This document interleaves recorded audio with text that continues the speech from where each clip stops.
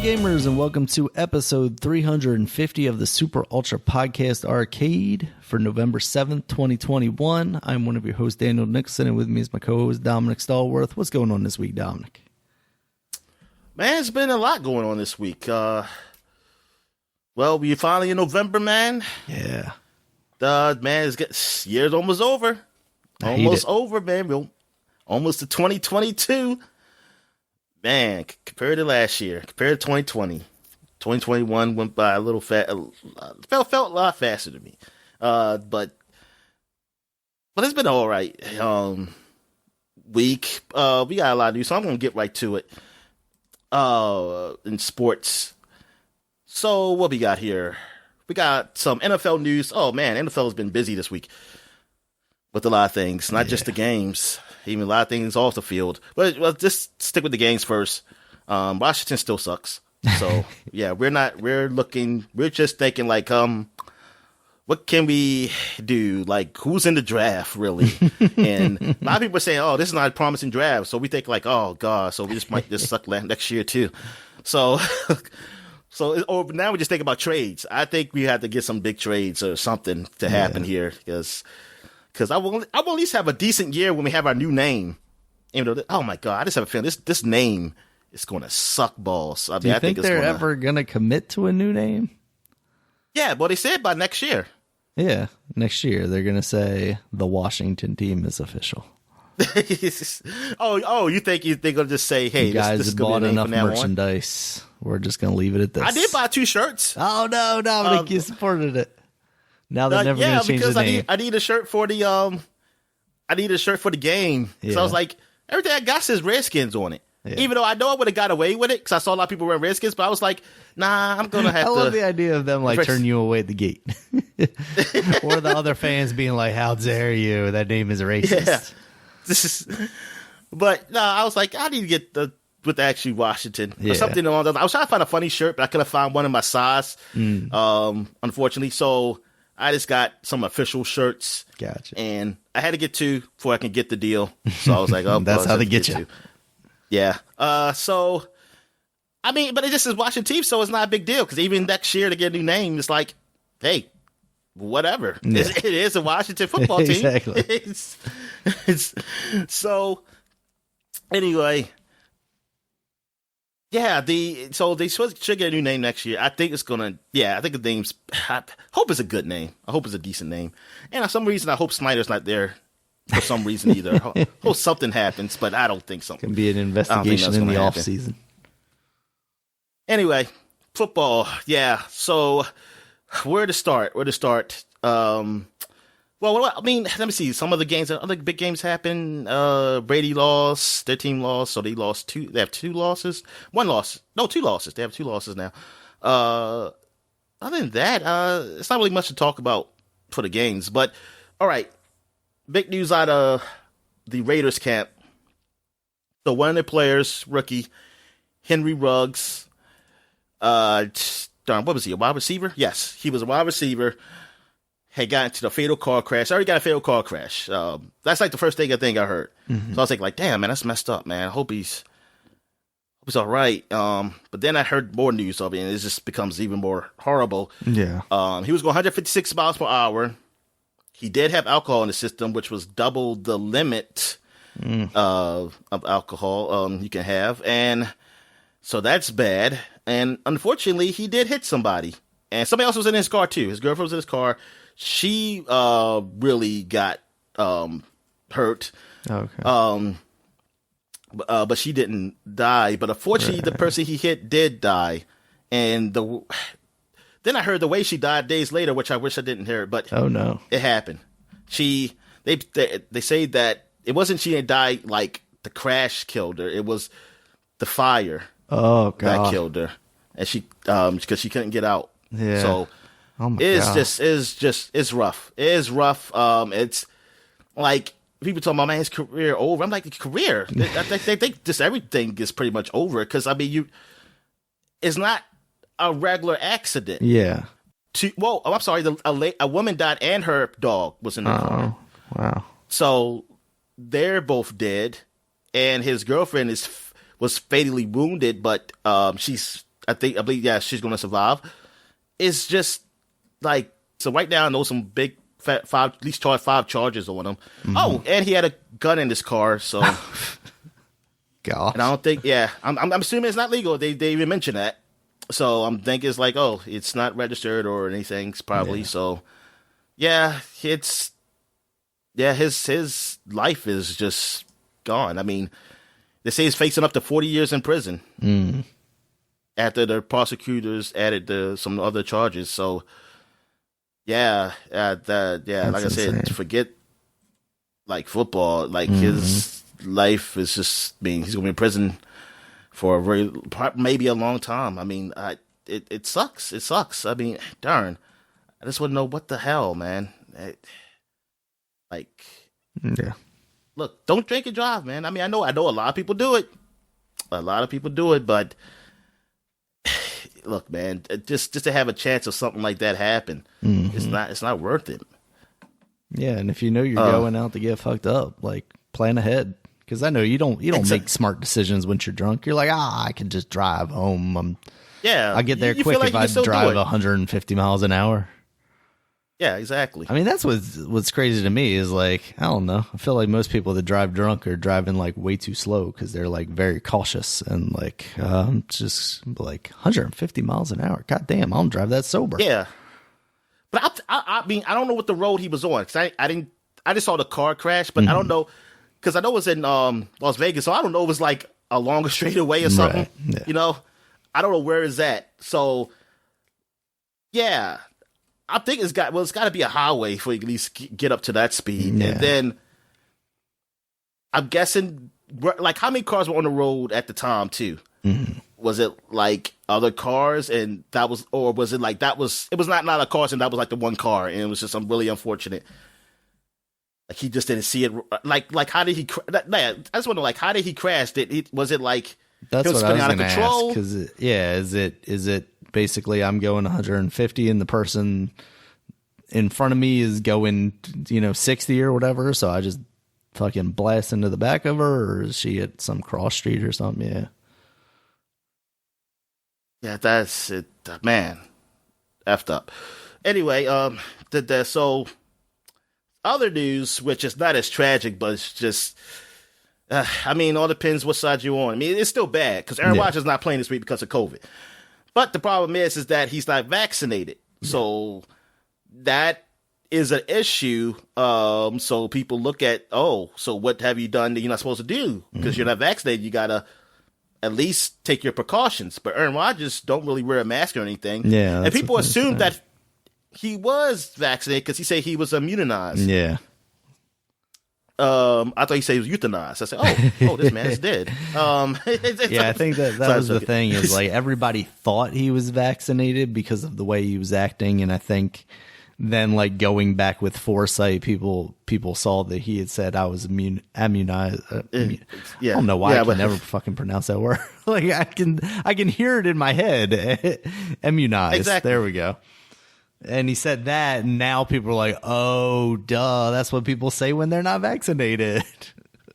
Yeah, even though, I mean, like I said, you can't, like some people try to make it like, oh, it's your fault, because he said it. And I was like, dude, because the person actually vaccinated, he said, yeah, I'm immunized. So that's somewhat lying because you didn't say no, I'm not vaccinated, but I'm immunized. You didn't say that. You said, yeah, I'm immunized. If I'm one of his teammates, I'm fucking pissed. I'm pissed at him. I'm pissed at the organization because apparently he like filed to get his immunization like classified as vaccinated or whatever, and they declined that. So they knew his status. So they know he was, yes. But they still let him get away with all the shit that he's been doing, and it's just like, oh man. Because first, now, they just had like a Halloween party too or something. Like first of all, I get confused because I was like, wait a minute.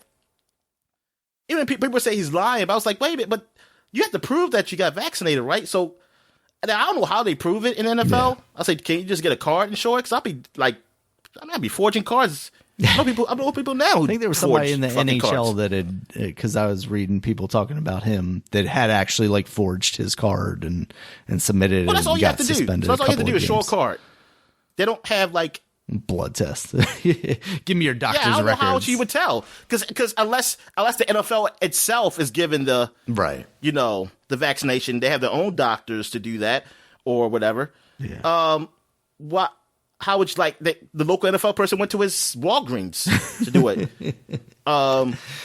Maybe they had to show like a receipt, or maybe they had to tell them like, hey, the Walgreens had to call them to show them the record of them doing it. Because I'm sure there's record. They keep records and shit like that. Yeah. So it's got to be some way. But I don't know. I mean, the way these things go, it could be just fucking half-assed to like say just show a card. Absolutely. At least, honestly, that's what I would do. Just tell me that you got vaccinated. Okay, you did? Cool. Yeah, that's what I would honestly do if that was NFL, because I'll be one of these motherfuckers to play. I'll be like, hey, yo, just tell me you did it. Say, hey, let me know if you got vaccinated. That's it. That's all I'm asking. I'm just going to trust you. Yeah. You're using the honor system.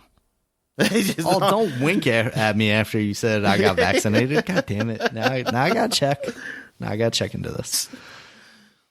But yeah, but then it's the whole thing of him going on the Pat McAfee show, which is a podcast of a former NFL player who's pretty popular, and he's been up there before because he talked about the whole thing when he was about like not being with Green Bay during the summer on that show too.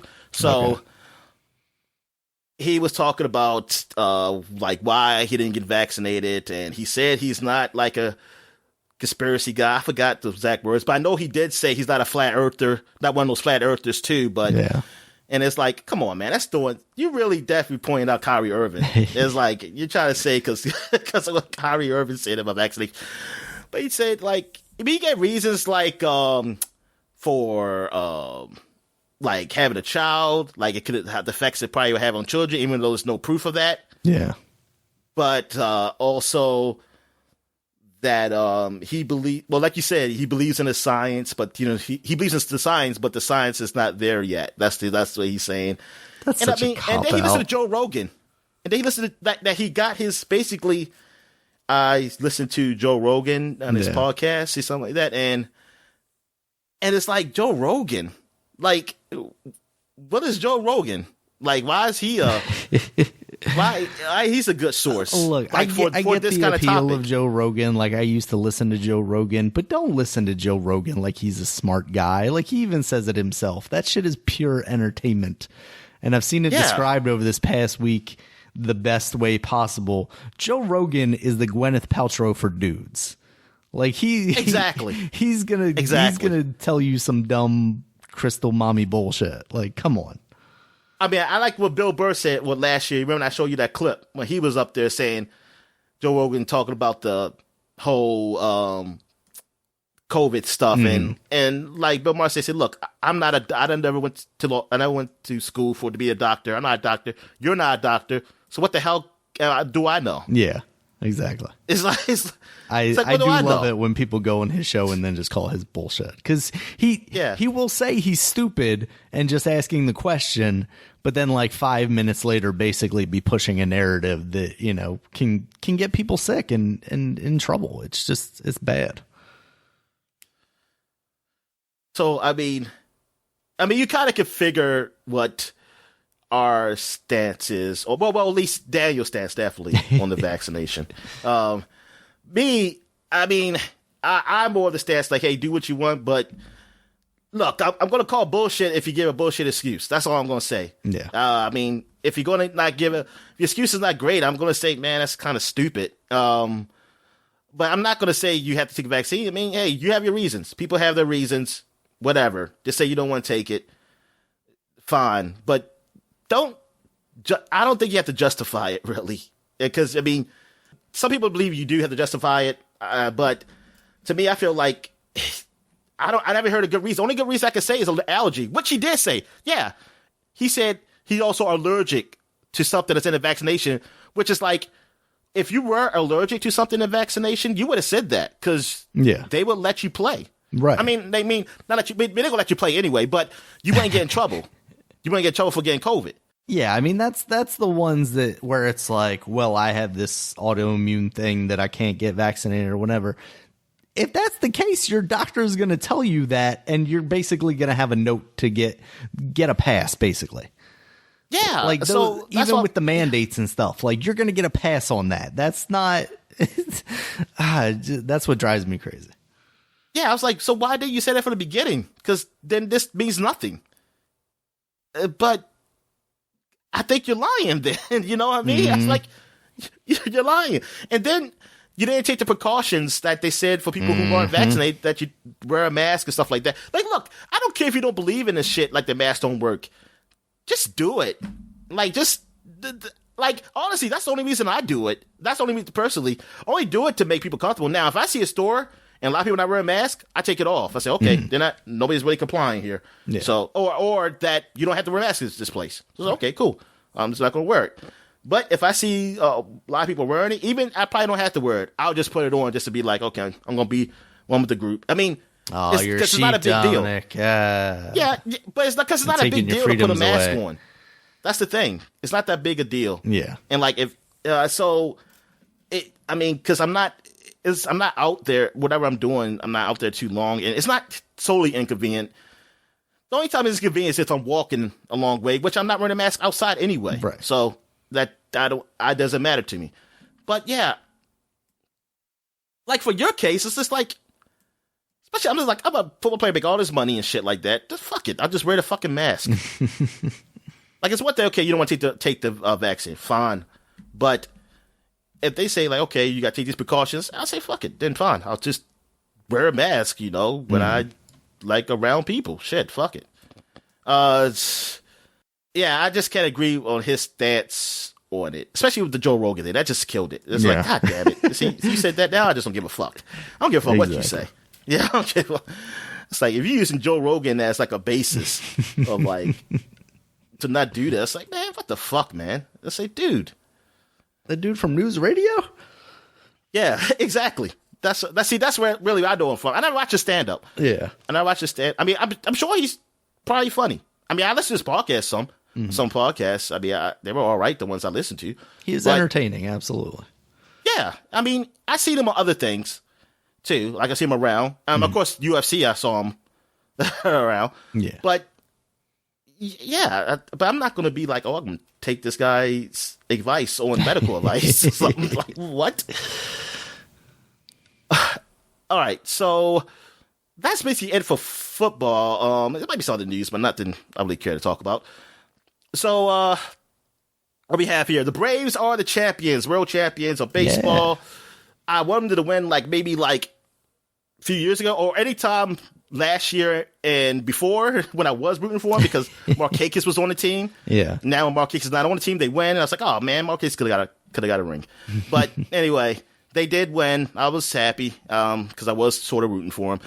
So yeah, I'm good for them. I'm good for that team. It was good because they have actually a guy on the team, Dansby Swanson, who is from Georgia and from that area. Okay. He grew up, I think, liking that team, and he went to college there. So he has everything there. Like everything's there. So that was big, definitely for him. Like, hey, cool. Like he went for his hometown. And Freddie Freeman, who's been there since he was drafted on the team, like he's one of their he's one of the best baseball players in the league, like overall player, first baseman, and he's been there for a while, like double-digit years, I want to say. And this is his last year, like on contract, so we don't know what's going to happen if they're going to bring him back. But hey, for him to get a ring with this team is good. At least he got a ring with this team for all the years he's been on the team. But yeah, the last game turned out to be a blowout. Like their pitching was just, they shut them out. They shut them out basically. And then, the game before that, I thought they was going to win. I was hoping they win at home, and they start out great, but then Houston start banging it in, man, started getting, scoring runs. And I was like, oh, man, I hope they don't blow it, a 3-1 lead again. I was like, if Atlanta loses this World Series, this is going to be like a curse on Atlanta because with their football team and then the baseball team and then with, the basketball team hasn't done anything in a while. So, I mean, they went to the playoffs last year, which was great and went far, but it's just like, damn, man, what's going on with Atlanta? But yeah, just good for them. All right. What else is there? The Wizards are still doing pretty good, 6-3 right now. So enjoy watching them. So it's like, yay! I've seen them have actually a winning record. I mean, I haven't seen them with a winning record in a while. So yes, I'm very happy because even last year we went to the playoffs, but we had a losing record. Yeah. So I was like this team, it looks good. It looks good, and we played a decent team. We played one of the hottest stars, Morant on the Grizzlies, who was averaging like 26, so 5 points, and we held him to 11. Mm-hmm. And so it was like, damn. And he also didn't play the whole fourth quarter because we were blowing him out, which I was like, oh man, that's good because we had just lost 2 games in a row, and they came and they were close games, they weren't blowouts or anything, but it was like, darn, we lost 2 in a row. It's like, oh man, I don't want to go on a losing streak now. And hey, they came back and won this game, so good win. And that is it for sports. So anything wrestling happen? More cuts from WWE. They let go of, I think, around like 12 more people. Some of the bigger names: Keith Lee, Hulk Hogan. Jim. Nope, still on the Legends roster, I think. There. Oh, okay. I don't know if he gets a paycheck from them like regularly, but he hosted curious, WrestleMania at the beginning of the year. I would think it'd just be whenever he shows up. Yeah. And they probably like help him out if he needs help or something, if he needs to go into rehab or something like that. Or some kind of surgery. They're usually pretty good about that. Even people who aren't necessarily in WWE anymore, as long as they're not, with AEW or some other federation like that, they'll usually help them out in some way. I don't know. I guess I would say it came as a shock, but it feels like it's not shocking anymore. They're just dropping like anybody that they have some sort of issue with. Karrion Kross is a dude who was just NXT champion, got called up to Raw. They were doing some really dumb bullshit with him. His valet manager, wife, fiance, I don't know, in real life, Scarlett Bordeaux, she was with him in NXT, kind of did like stuff with his entrance and whatnot, and she would always be by his side. When they called him up to Raw, she didn't come along. There is some speculation that some of the releases are related to people not getting vaccinated. But I don't know if that's been confirmed anywhere outside of the dirt sheet reporting. And I don't know that any specific players have been reported on in that. I know Karrion Kross and Scarlett were people who during the whole pandemic thing have been kind of, vocal voices in the opposite direction, but I don't want to attribute that stuff to anybody without any sort of evidence. And then one of the other big names that they got rid of, Nia Jax. Nia Jax has been released. The Rock's cousin. Everybody thought she was kind of going to get a pass forever because she was The Rock's cousin, because she was constantly injuring people. She just wasn't really very good in the ring. That's not good. Yeah, and I mean, the unfortunate thing is I don't know that has anything to do with it. It seemed like they didn't really have a problem with it up until this point. The reason cited based on the dirt sheets is budget cuts, which has been what they've been saying this entire time, every time they've released people. But at this point, the amount of people that they've released is just astonishing. And the fucked up thing about Nia Jax is, because of all the stuff that was swirling around, especially like the anti-vax stuff, she came out and basically said, look, I haven't been on TV for a while because I was dealing with some personal issues. I asked for time off. They granted it.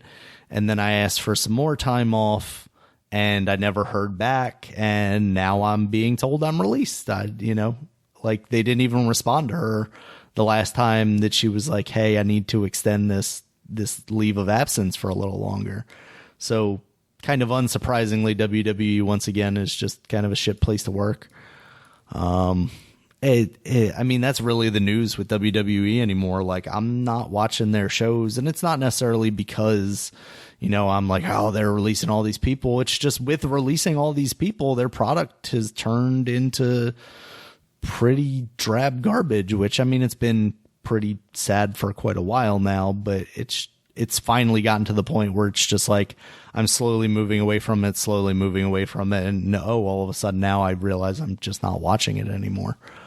So that's kind of what's going on there. AEW, kind of the big thing coming out of them this past week was that Jon Moxley basically has submitted himself into rehab for alcohol abuse. So he was part of the AEW title tournament. He was supposed to fight Orange Cassidy this past week, but obviously he has not.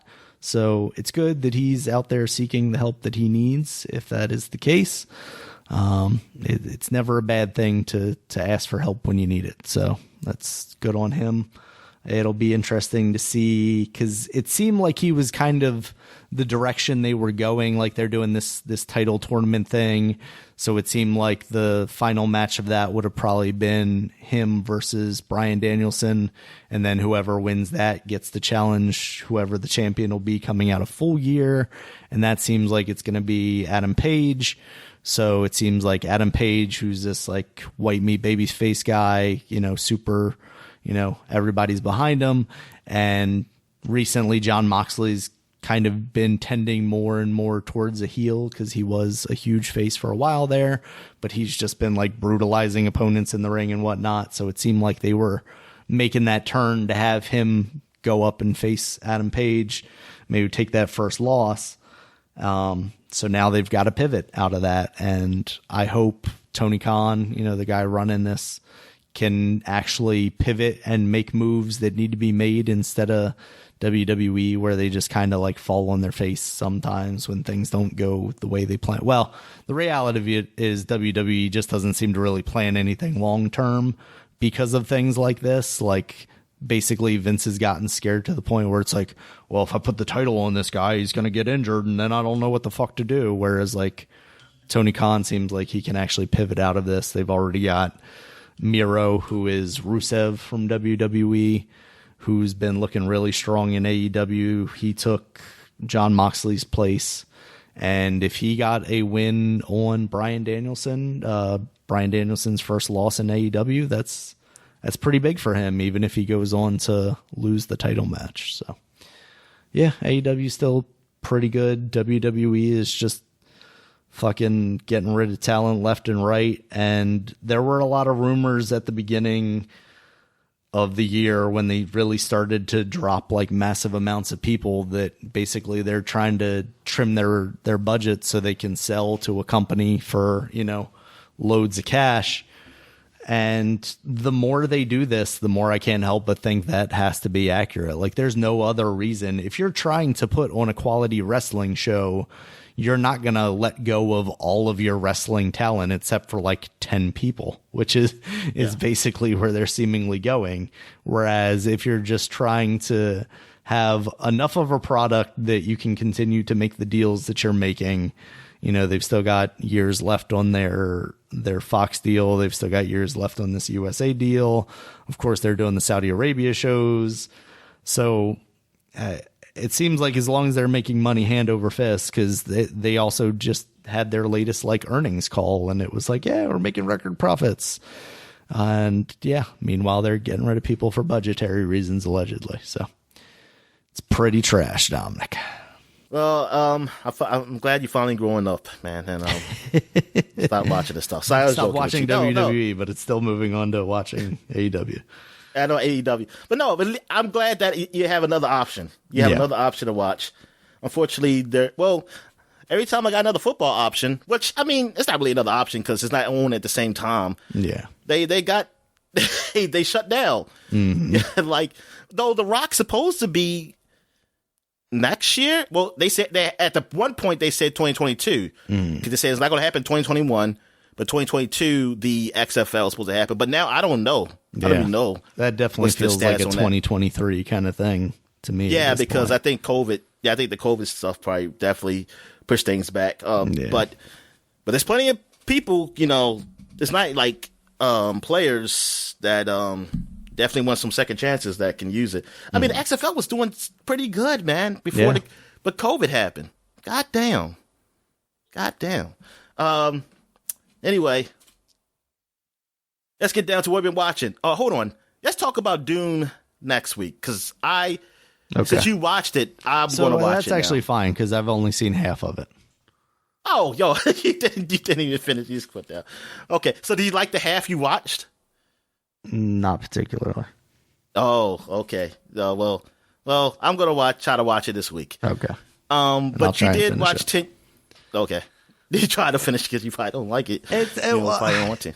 I stopped watching it because my daughter got hungry, so we went and made food, and then she didn't want to watch any more of it. No, I can understand. What yeah. What was she really watching? She just wanted Bluey back on anyway. She was appeasing me by sitting there pretty chill watching this. How come you don't let her watch Paw Patrol? It's police dogs, Dominic. Oh, no, yeah, the police dogs. Yeah. It's really just we haven't. Is it on demand? I mean, do you have anything where you can? Yeah, Paw Patrol's on Disney Plus. Oh, okay. Oh, that's a Disney. Okay, that's a Disney show. Okay. Yeah, it's a Disney show. Yeah, we've watched or maybe I'm thinking of the other puppy show, because there's like 2 puppies. Oh, pound puppies? No, unfortunately not. Yeah, there's like 2 puppies and this inventor guy. But really, it's just been, we turned on Bluey one time just to see, because everybody was talking about it. And then she watches that, and then she watches Phineas and Ferb, because my sister-in-laws would have it on over at their house when she was being watched over there. So it's not even that I think she, favors these shows over other shows. It's just really what she knows. But she does seemingly prefer Bluey over everything, because she even knows Bluey now. She's like, Bluey, and points at the television. Is it? Wait a minute, I forget, because when the one episode I did watch are they Australian or something? Yeah, they're Australian. Yep. Oh my God, you got to watch a fucking Australians, man. God, what the hell is wrong with you? Yeah, she's already gaining an accent. It's weird. She's like, good day, mate. Oh man. Yeah. But yeah, I didn't stop watching it because I was bored of it. Like I hope at least that it picks up at some point, but it's very much so far just like a lot of world building, but they're not really building. It's almost just like they're listing off these factions and names of people that like I would know if I read the book, I guess, but don't really have any connection to or feelings towards, just based off of what they're showing me in the movie. And that's kind of where I'm at with that. So yeah, I'd like to see how you feel about it after watching it. All right, so I mean, 10-year-old Tom then. Yeah, I've been watching that. Like I told you, I was kind of in and out of the room on some of them. It wasn't necessarily background noise, but it was just like, oh, it's just this cartoon thing. I'll come back to these episodes anyway. Like I'll probably rewatch this stuff at some point just to kind of catch everything. But so far what I've watched, and I think I've watched maybe 8 episodes. I'm not sure. I want to say like 3/4 of how many episodes there are. And each episode is split into 2 different parts. I've enjoyed everything that I've watched so far. They're very funny. It very much is the same kind of comedy as The Life of Tim. And, you and I would listen to that stuff a lot. It's very fun. I like it a lot. Yeah. It's. I thought had a feeling like, oh man, this might actually suck, and just like how I felt like Close Enough compared to regular show. Yeah. I was like, it doesn't feel as good as regular show. But this. I was like, okay, this is all right. This is okay. This is funny. This is funny. I like it. And they actually have black people talk for the black characters, so that's nice too. Yeah, but I think he's one of my favorite characters on the show. His friend. His friend. Yeah, yeah. He is pretty funny. Yeah, it's funny. I gotta finish watching it. Also, what have I watched this week? Now, I might give it to you. I have the Injustice. I might let you watch it. I did watch it. I liked it, but there's some issues I have with it. It's not well, it's definitely not like the video game, but it is definitely not the comic either. It's something different. Which I'm fine. Man, I thought it was something to be different as long as it's good. But it was all right. Like, it was okay, and I guess we'll talk more about it when I give it to you to watch. Okay. But I thought it was. I mean, I enjoyed it. I just had some issues. It's not. Well, I have some issues, but it's not terrible issues. I kind of wish they went another direction. I actually wish this was not all in one movie. I wish it was kind of like a part of, at least a two-parter at least. But hey, whatever. I heard some good things they're going to be doing though, with the anime series. So, I mean the animated movies. So yeah, I'm looking forward to the future. Okay. Did I watch anything else this week?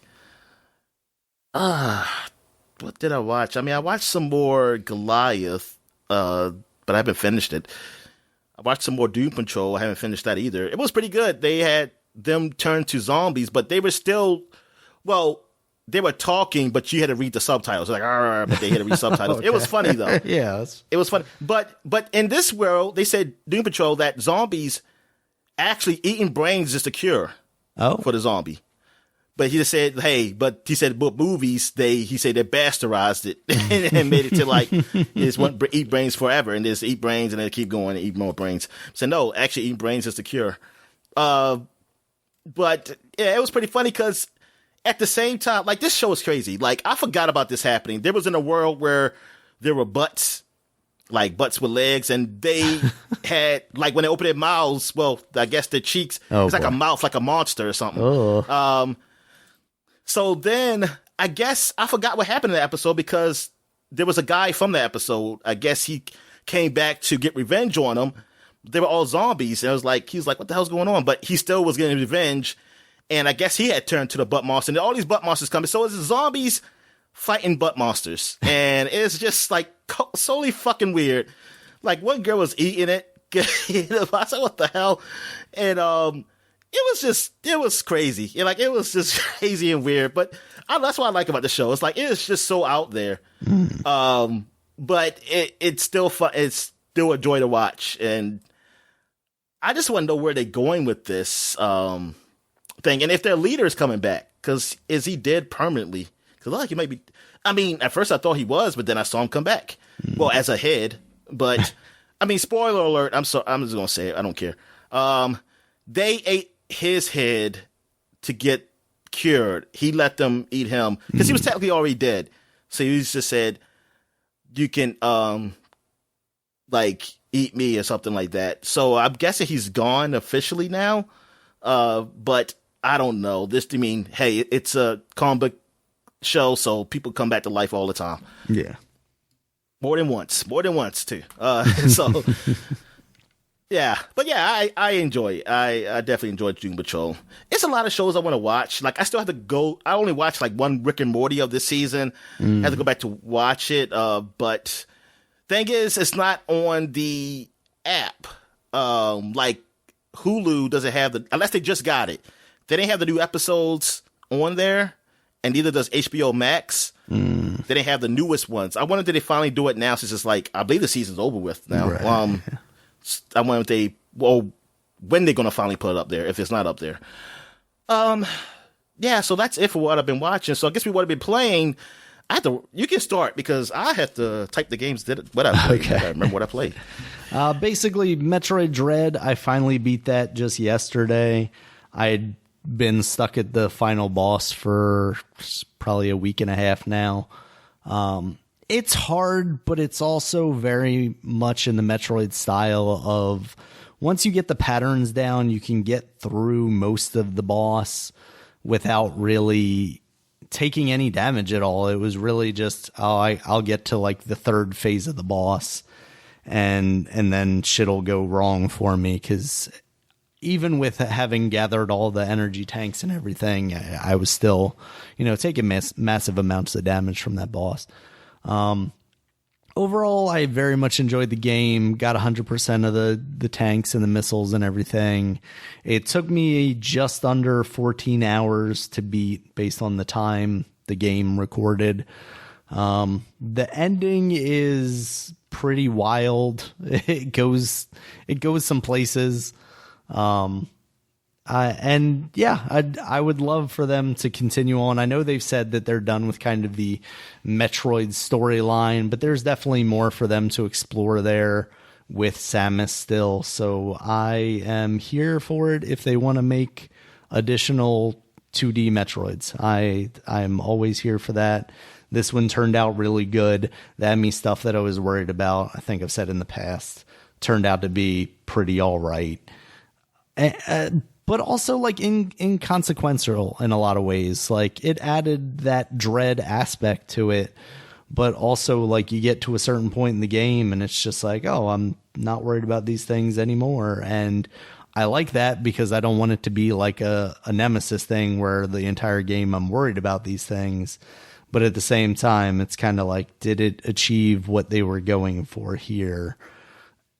Were they only looking for me to have the sense of dread in this very small portion of each map? Or, was that a sense I should have had throughout this game and they fell short on that?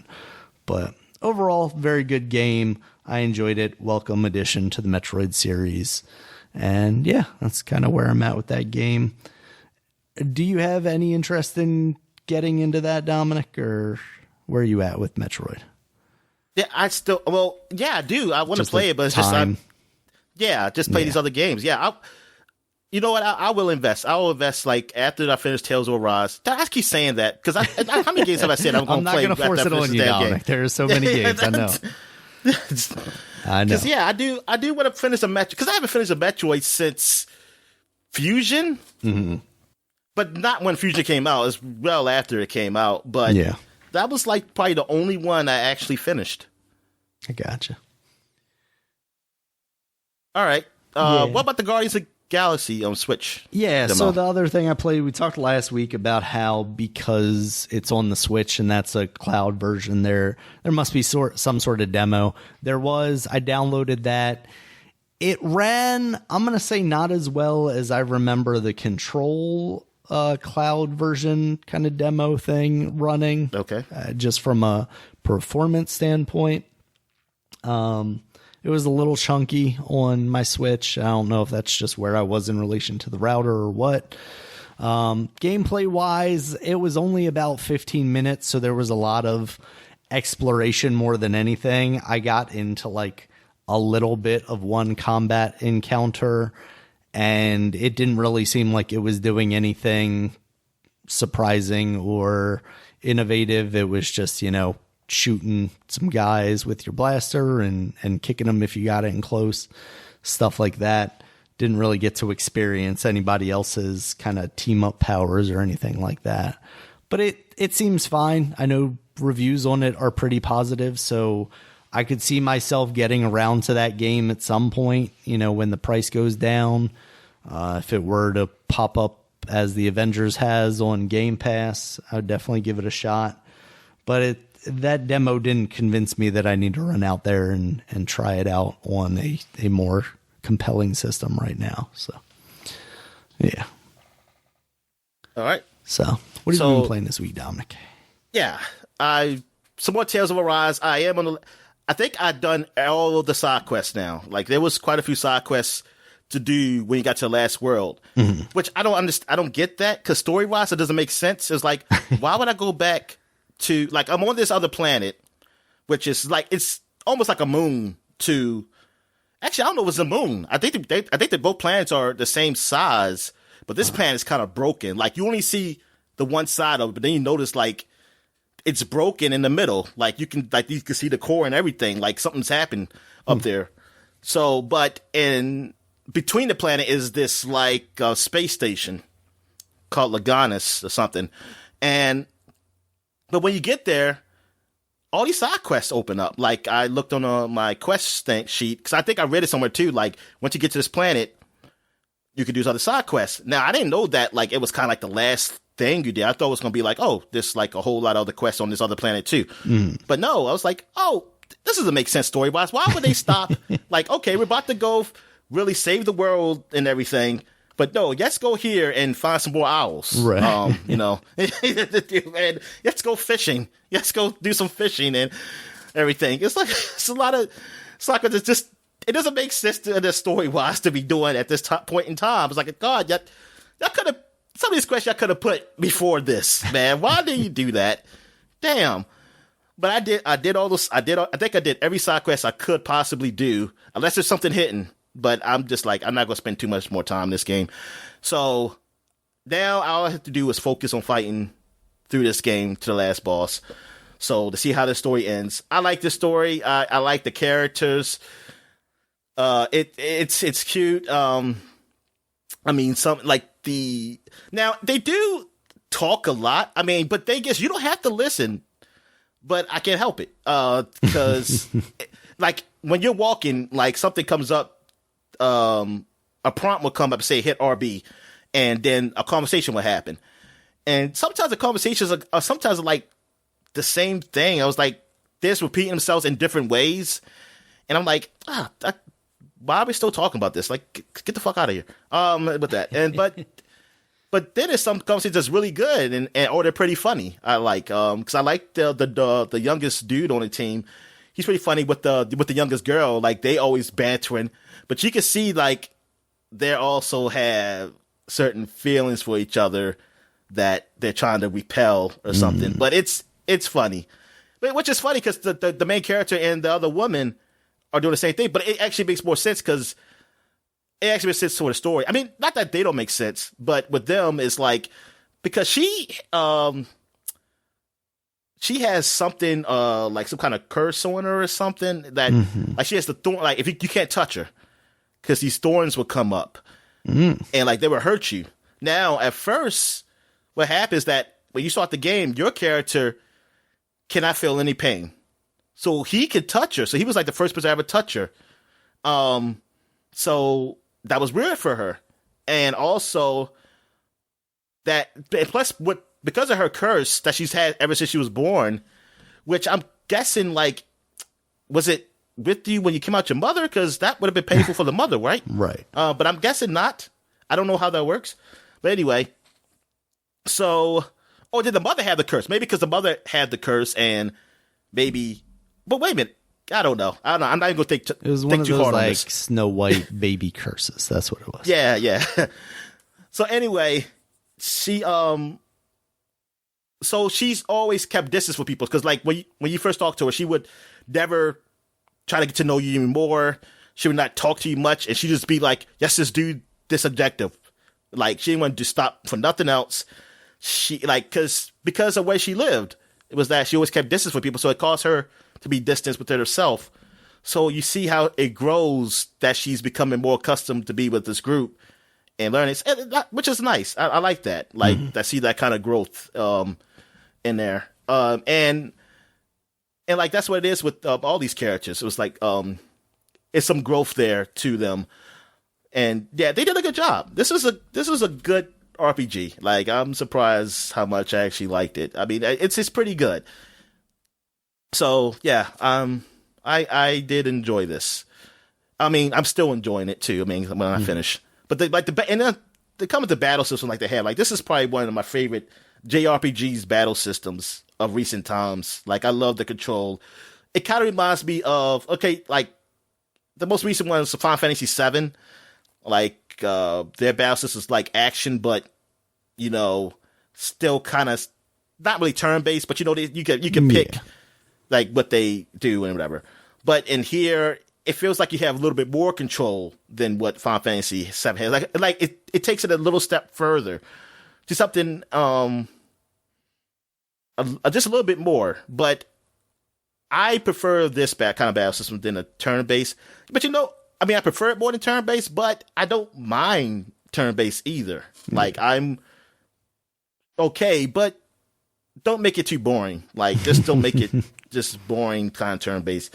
Sometimes the active time battle, like when they did active time battle in the first Final Fantasy VII, I think that really helped it because it's like, oh, you can't just sit there and wait and like, okay, I have to hit this line. You got to make your decisions a little faster because then they will go and hit you again. Yeah. All right.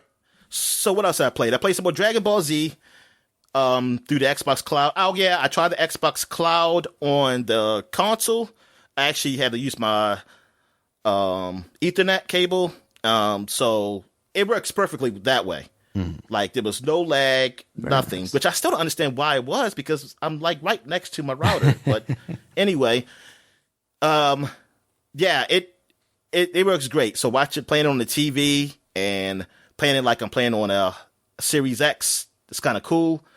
I played that, some Back for Blood, very little, just to see how it looked. I was like, okay, yes, this looks pretty good. Even though Back for Blood, I feel like it doesn't look that much better. I mean, it looks better than a regular Xbox version, but it doesn't look like Heads and Tails better, you know? It's like, it doesn't feel like it's next gen or nothing. So, yeah, I was really impressed. Then I tried Forza, because I remember I tried Forza 4 before Forza Horizon 4, and I said that it didn't, on the PC, I tried it, and I said it didn't look that impressive. It looks better, but not so much impressive that I thought it was. I tried up here. Maybe it does. Maybe I do a side-by-side comparison, because maybe the game just looked so good before that it's kind of hard to see unless I have like a 4K TV with all the bells and whistles to really see the advancement of it being on a Series X than Xbox. Because it looks good. It is faster. I will say the load times are fast, but not as fast as I thought it would be. Because I'm expecting like, okay, maybe everything's gonna happen instantly now, but not really. It don't happen instant, but man, it does happen faster than on my base Xbox. So I guess that's better. Yeah, a lot of games, like how maybe it has to be first party games. I wonder, is that like that on PlayStation with their third party games? Because a lot of games I'm playing third party on Xbox, at least, nothing has gone to me like I click this button, bam, I'm there. Except for Yakuza. Like a Dragon. That was the only game I noticed a real huge difference. Like, it was totally so much faster than me playing on my PC. Like, I clicked on the map and I'm there. And I was like, damn, I like this. But on the other games, there's still some loading. It's just faster, but I still see loading. Like, even Dragon Ball Z, it's fast. Now, this is good, though. It's faster than what it was in Injustice, but it's still some little loading. I think Dragon Ball Z is a little bit faster than Injustice, though, getting to the match. I wonder if that, at least for Dragon Ball, is just it not having a Xbox Series X optimized version. Does that exist? Yeah, I wonder. You know what? That's true. Maybe that's what it is. Yeah. But then again, I feel like Forza is, I don't know. Actually, I don't know. Forza 4. Horizon 4. You would think they would, but yeah, I don't know with the new one coming out if they did that work or not. To have it, basically have a native version of that, because that's what you're looking at with Yakuza, right? Is like that was an Xbox Series X game or release also in addition to the Xbox One. Yeah, exactly. So, yeah, I'm thinking that, maybe that's what it was. Maybe it actually was more optimized. Maybe that's what it is. Maybe it's that the games I played that it's really just optimization with them. So yeah, what else have I tried? I tried out Outriders. Play a little bit of that. Just I don't know. Just felt like I want to get back, just to try that game out, because it's like, you know what? It actually did come out this year. I forgot. For some reason, I kept thinking last year. Yeah. Like, you know what? It came out this year. Damn. I can't tell you anything that came out at the beginning of the year. Every now and then I hear like on a podcast people talking about Hitman 3, and I'm like, oh shit, yeah, that did come out at the beginning of the year, didn't it? Holy shit, that did too. So Outriders are like, darn, this came out this year and it's already dead. Yeah. It's like, damn. I'm thinking like, oh, well, it's been out for over a year, so I mean, and it's not that great, so I can understand. That's like, oh man, it's only been out for months. Yeah, that's not good. Because I'm thinking, like, I heard more updates for the Avengers game, which has been out longer than anything from Outriders. Like, I don't hear any kind of updates on like sites of like what they're doing. They might just stopped. I don't know. Yeah. That's pretty bad. I mean, because gameplay wise, it was fun. Like it was fun. Like if you had a group of friends playing this game, it's a fun game. Story wise, ain't nothing really there, honestly. But hey, just something like Gears Light. It feels like a Gears Light type of game. And hey, it was free on Game Pass, so like I can't imagine paying much for this game. I wonder how much it costs now, like just to buy it outright. It can't be that much. Yeah, at least it shouldn't be. You would hope not. And I played. Go ahead. I was just saying you would hope not, that it doesn't cost that much. And lastly, I played some Mortal Kombat because I bought it. It was a sale on Steam finally, and I just went ahead and bought the ultimate version because it was cheaper. Because I was going to buy the Expanse for it, the Aftermath for you, and just pay you for that. But I forgot you didn't have the Combat Pack 2 also, and both of those together cost more than buying just the Ultimate Edition altogether. Crazy. So I just bought the Ultimate Edition for just have it on my library. So that's everything. And I played RoboCop.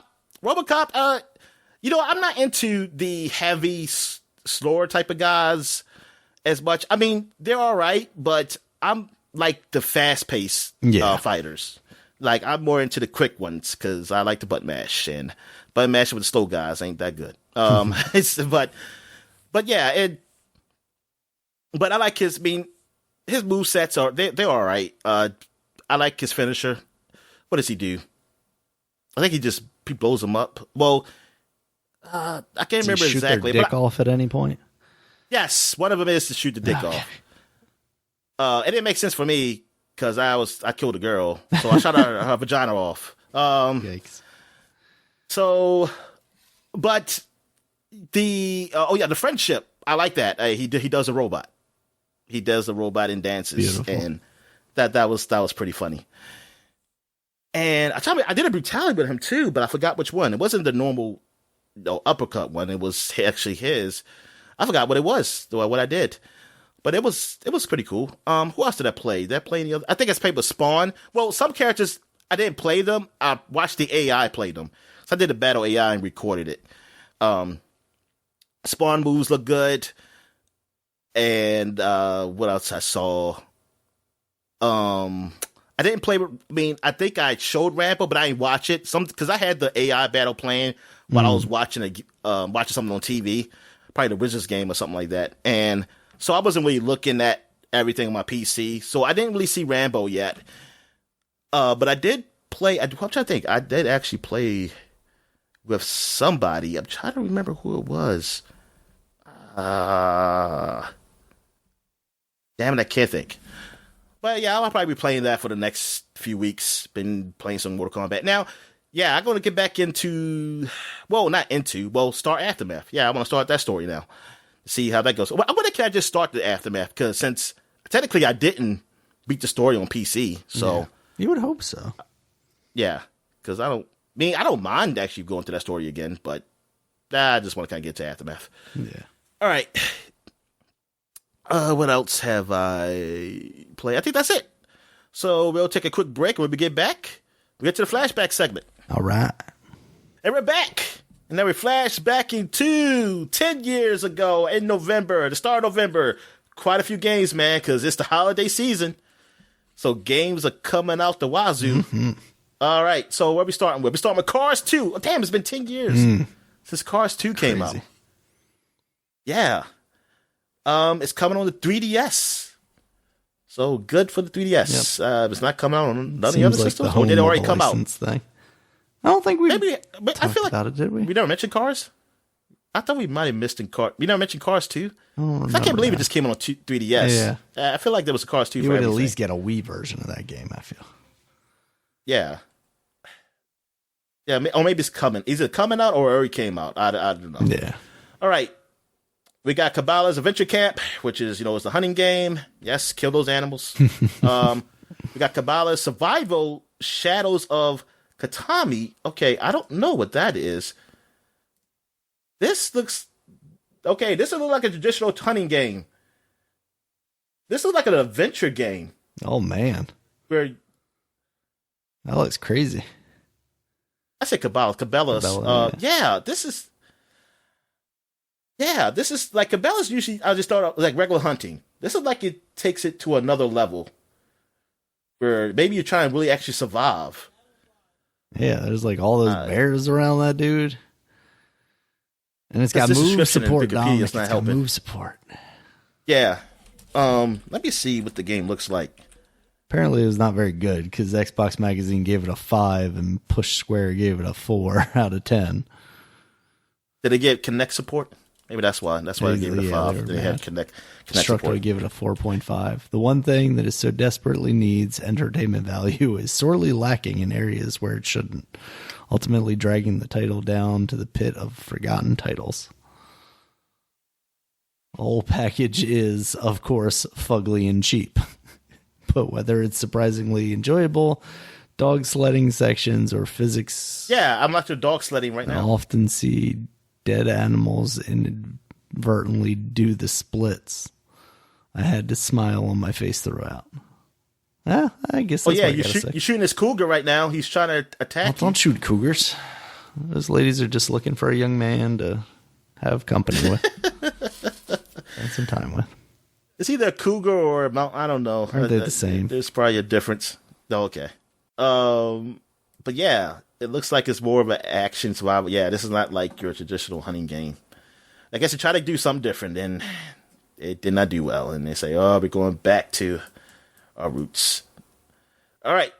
So what else we got here? We got we already mentioned this game before, so I'm not going to talk about it. All right. We got Disney Princess Enchanting Storybooks. I probably shouldn't even mention that one either, but but yeah, that came on Nintendo DS, Nintendo DS and Wii. Here we go, GoldenEye 007 Reloaded. Yeah. This is like the remake of GoldenEye that came out. It's been 10 years for the PS3, Xbox 360, and there was a Wii version also, which I think is down here somewhere. I have, the Wii version came out too. How does this get rated? Did people like it? I think it was lower than maybe expected. I want to say like 7s, 8s. Because it was like, it's still GoldenEye, but also it's just GoldenEye with Daniel Craig in there, and that's not great. You know what? They're not trying to give me the ratings for here they are. Okay, the Wii version's got decent scores. Oh, okay. Like 83, 81 on Metacritic, 83 on Game Rankings. Now, Nintendo DS got 64 on Metacritic and 68 on Game Rankings. The Xbox 360 PS3, there's 72. Okay, 72. So, yeah, Wii version seemed like it was the best version. Maybe because of the re-motion plus. I don't know. But, yeah, I mean, you got average scores. I mean, it's like above average. I mean, so that's pretty good. I mean, you're never going to get that feeling of, for people of our ilk, we're never going to get that feeling of like playing GoldenEye, because there was nothing else like it at the time. Like what can you compare the old N64 GoldenEye to, unless you were a PC player? And most of the people I know weren't. We didn't even have. A lot of us didn't even have PCs. Exactly. I mean, I mean, technically, I didn't really have a PC. It was my dad's, but I played Doom, but I wasn't no hardcore Doom guy. Like, I was only like, how old, whenever that game came out? I wasn't hardcore anything. So I wasn't like no PC gamer talking about like, oh, this is some bullshit. Nah. Only thing I said was bullshit was, that short guy. Cause you couldn't shoot him unless you turned down. What's the guy who plays, what's his name? The guy who was short on GoldenEye? The, Odd Job. Yeah, the cheating ass motherfucker. Yeah. I mean, what else we got here? Harvest Moon, A Tale of Two Towns. I feel like we said this game already too. Unless it's is there another version Harvest of it? Moon? I know, like the Centipede one, you skipped. The 3DS one came out after the Wii version, so it might just be like 3DS version came out after the Wii. There's a DS version and a 3DS version. So we said the DS version of this game. What is the big difference between those two versions, I wonder? If it's just the 3D, why the fuck they have two? I mean, I don't Gotta know. get that money, It just Dom. feel like, yeah, I guess. Hydrophobia Prophecy came out. I think that was like a downloadable game. Yeah. Also, I remember being I remember that one. like an arcade game. Yeah, I think it's a lot of It's like Resident drowning. Evil, but water. Yeah, water just scares the shit out of me. James Noir's Hollywood Crimes came on a 3DS. Okay, I guess they were trying to do Oh boy. L.A. Noir. Yeah. They're trying to do L.A. Noir for the 3DS. Ubisoft. Except it looks like maybe it's it got more a- like a Professor Layton puzzle collection game or something. Oh, okay. It got a 60 on Metacritic. That's not terrible for something I've never heard of. Yeah, I mean, Nintendo probably get a 5 out of 10 though. Something must have brought it up.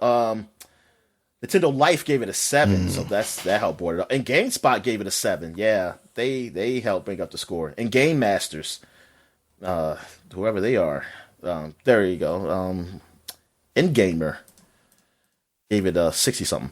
All right, where are we at here? We got Jimmy Johnson. Excuse me, Jimmy Johnson's Anything with an Engine, which is the NASCAR driver Jimmy Johnson, which is competing against the NASCAR Unleashed that released that same week. Oh, I remember Same this day, one. really. Yeah, it was like friggin' golf carts and lawnmowers and stuff. It's like a kart racing game. Yeah, kart racing for the rednecks. That's what it's for. And it came on the PS3, the Wii, the Xbox 360, and NASCAR Unleashed came on all those systems, but with the 3DS included. And that was actually Activision, I believe, did this one. Yeah, Activision had the NASCAR license also. Then what else we got? Excuse me.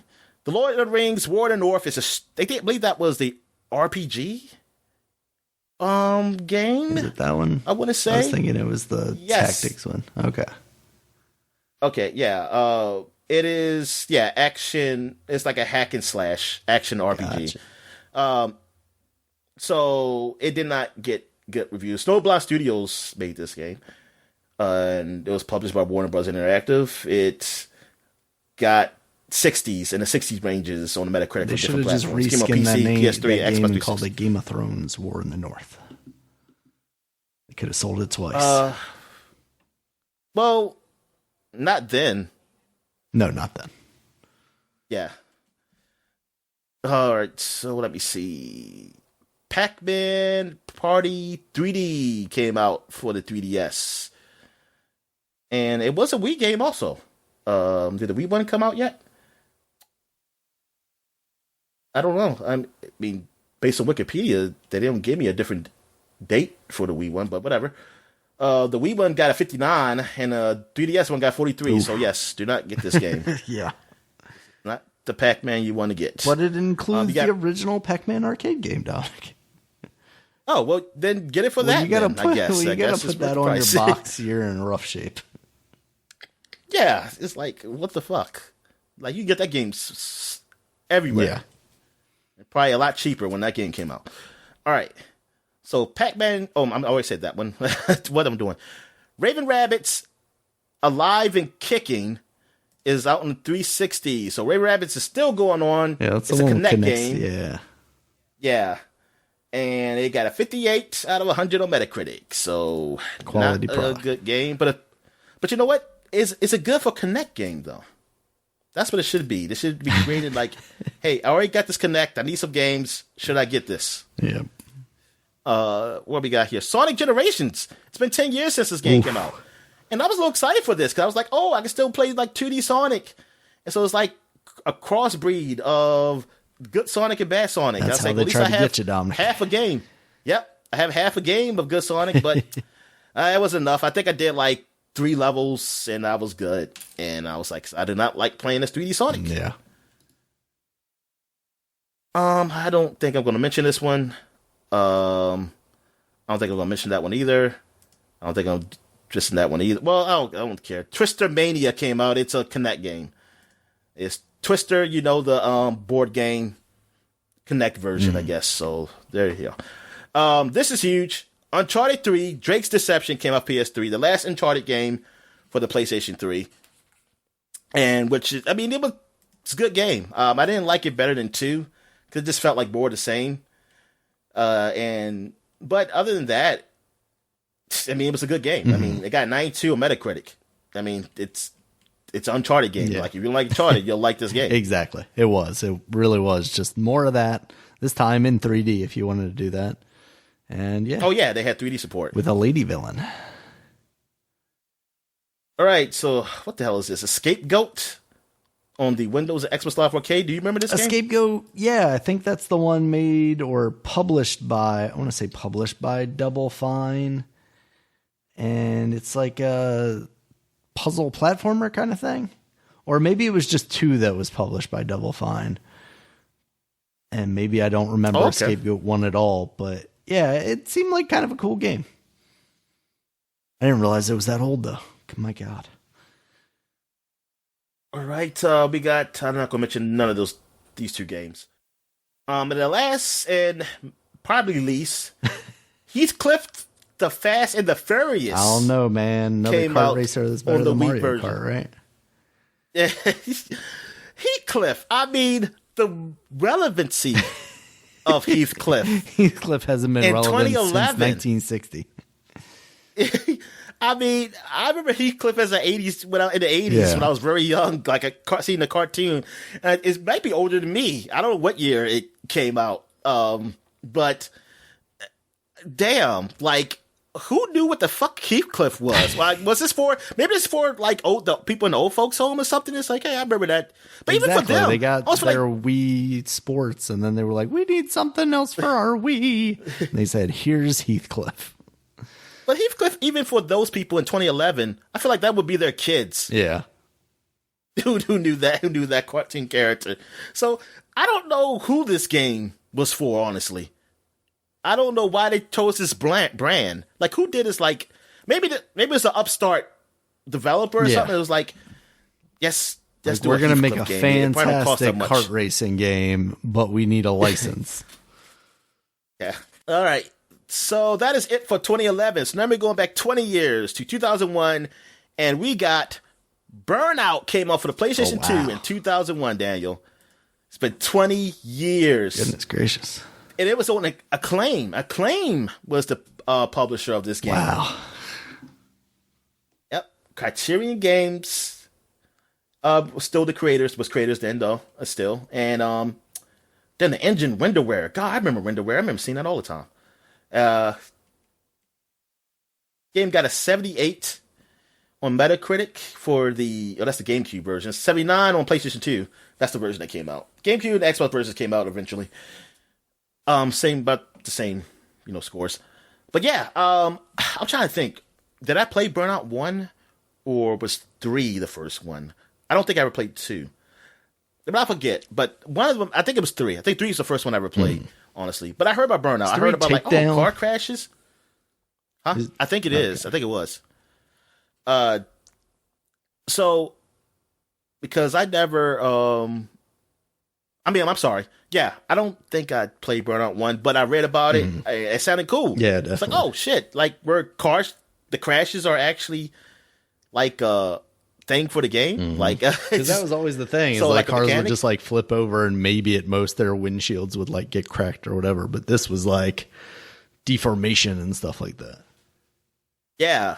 Now I don't know if they had like modes in the first game where it was like a car crash mode in the first game. I'm not even sure. I just know like they make the car crashes somewhat like really devastating. But it looked awesome when I saw those screenshots. Yeah, because I didn't see videos. I think I finally saw it when game trailers when they loaded up. But yeah, that Burnout. I mean, it's a popular series. I mean, come on. I mean, they still sold Paradise again. You know, even though they don't want to make a new one, exactly. But they want to keep reselling them. Yeah. All right. So next game we got here, we got Dragon Warrior 7 came out, which was Dragon Quest 7 over here. And this is the last installment. I don't know if I don't know if there was a previous. Yes, I think there was a previous Dragon Quest on PlayStation, but this is the last one. And I mean, this game sold a boatload over in Japan. Like it sold within its first week 4-point-something million copies. Oh, wow. Compared to the US, 200,000 copies. Good Lord. I mean, I'm like, this thing is bigger than Final Fantasy. Yeah. Really, like over there, like Dragon. I mean, I think that's what I remember reading that in a magazine because I was like, man, like they were saying how Dragon Quest, man, people love the shit out of Dragon Quest. One of those ones where they had to take like a holiday, a national holiday, so that people didn't miss work and stuff, right? They said like Final Fantasy is not the biggest game over there. I mean, like Dragon Quest is actually, people actually like that better. And I was like, then I see the graphics, like what the fuck? What's wrong with these people? Like these graphics are so dated. That's why it got bad scores. Here in some places like Game Informer get a 6.75 out of 10, and it said that hey, 4 point something million people can be wrong. That's what they said. I was like, what? But IGN gave it a 8.7 though. I think it really all depends. I guess what you okay with. Like, I don't know what the Game Informer review was, but I know some people said about the graphics how they dated. But if you're a guy who just like JRPGs and that doesn't matter, it probably was a good game. Yeah, I don't think I played 7. 7 was a good game because I played it on the 3DS, and I liked that game. I mean, like the story was good. It wasn't the best Dragon Quest game, but it was a good one. I like the whole idea of you. This is the one where you go to these different islands, but you go into the past. Others like you can be in the future and you like kind of affect. Excuse me. No, you don't go in the future. I'm sorry. You go to the past, and whatever you do in the past affects the future. So you can when you go back.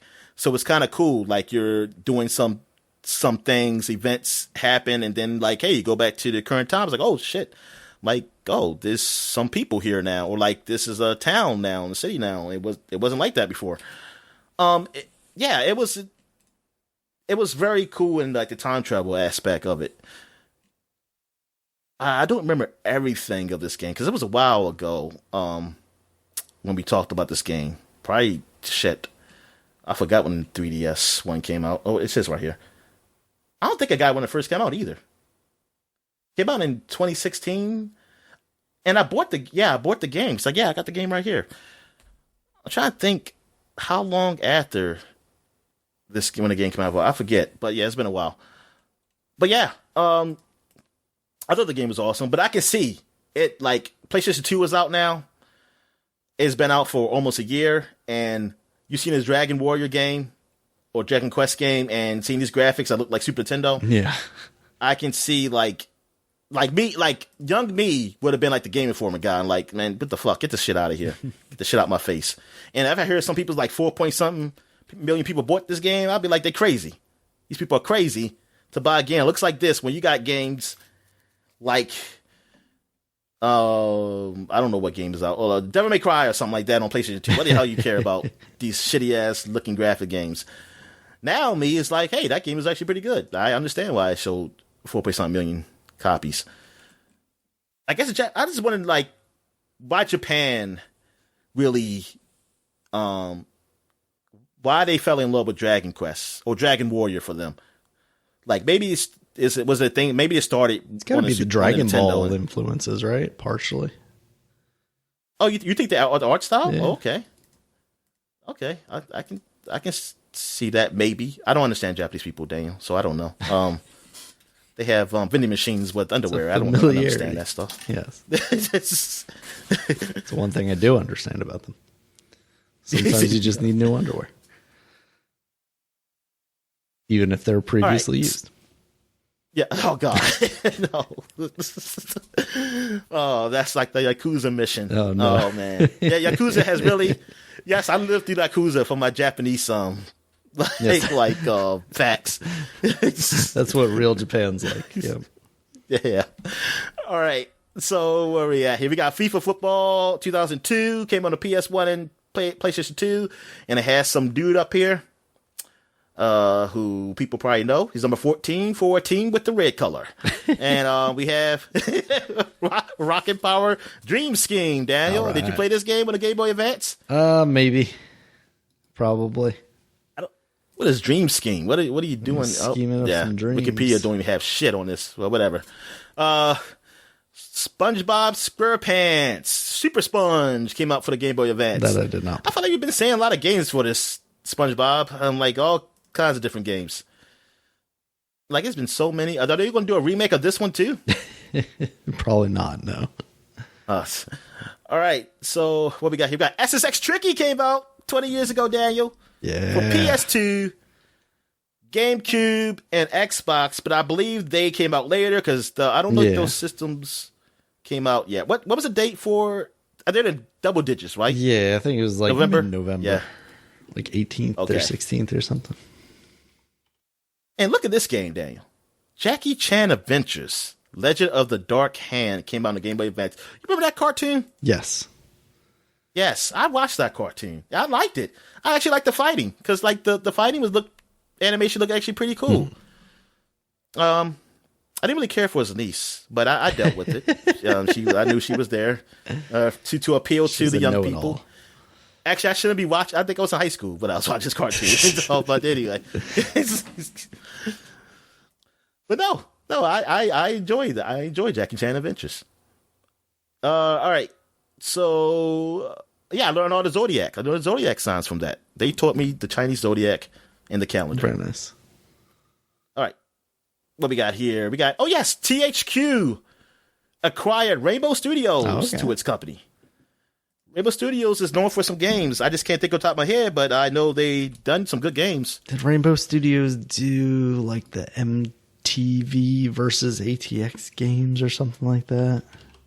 I remember seeing that logo in a lot of places. Yes, they did that. Yes, they do a lot of MX versus ATV games. They also did that Deadly Creatures game. For the Wii. Yeah.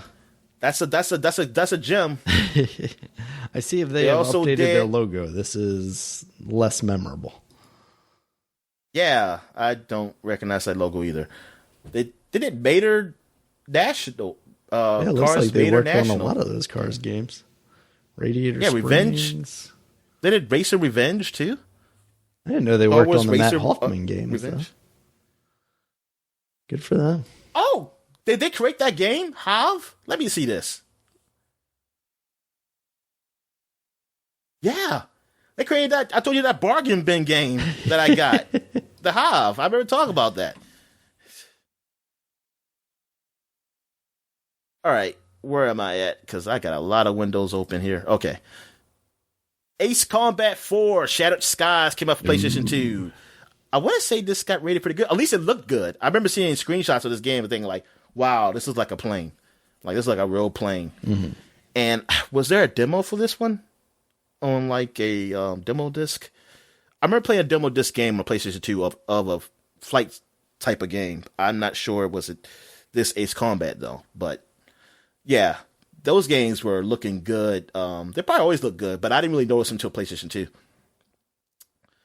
All right, I'm not going to mention this game. I don't even know why I put it up here, but whatever. What? Wait a minute. Why did I? There must be a reason I put this game up here. Martian Gothic Unification. Ooh. It came out. It's the PlayStation version came out. Goth Martians. I'm here for it. Yeah. What is this game about? It's a survival horror game. Oh, Take-Two Interactive published this. Okay. Creative Reality developed it. It says the game is very similar to Resident Evil, third-person perspective. Fixed cameras, things of that nature. It's kind of like a Resident Evil type of game. It got not good rankings. It got 64 Metacritic, though, for the PlayStation. But GameSpot gave it a 5.9 out of 10. A lot of people didn't review this game. A lot of things just didn't care about this game. I think that's even almost worse, that you don't get people to even acknowledge you. So that's why I don't hear it. That's why there's not a Martian Gothic 2. Yeah. And it could have been, even if it wasn't a good game, if somebody just at least acknowledged it was there. All right, so where am I at, Dan? I am at Donkey Kong Country. I cut it. I didn't realize that. Okay. No, I'm sorry. Something else. Okay. We're talking about Donkey Kong Country for the Game Boy Color came out. I remember that version. It was not great, but it also wasn't terrible.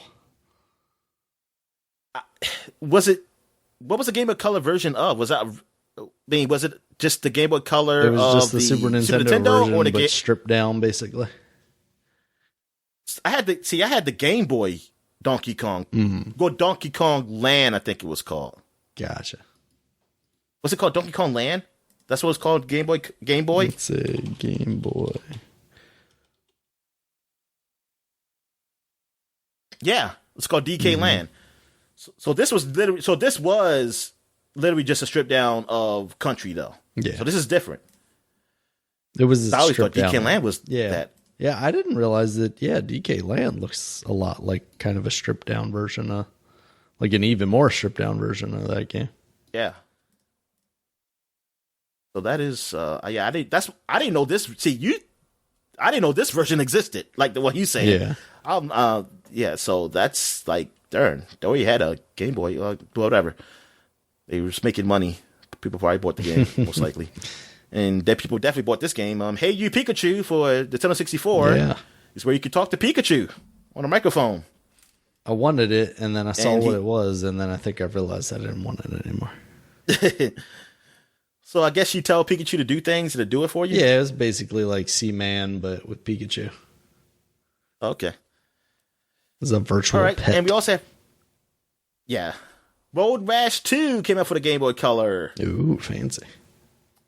And that is it for 2001. And I have a couple games for 1991. ActRaiser was first released on the Super Nintendo 30 years ago. I feel like we mentioned this recently. Yeah, because they did a remaster type thing for the Switch. Yeah, that's right. Yeah. Oh, so they were doing it for their 30th year anniversary then. Yep. Or, I don't know. It was close. But yeah, so 30 years ago this game came out. And also, a game called Growl on the Genesis came out in Japan. The reason I put up here is because it actually looked like a game I would have liked to play, but I never heard of it. And it did come to the US.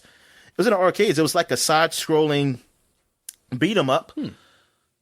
And I mean, for a game of this time, looks like a game I would have played, but I'd never even heard of this game before. It looked like you got an Indiana Jones kind of character here. Yeah.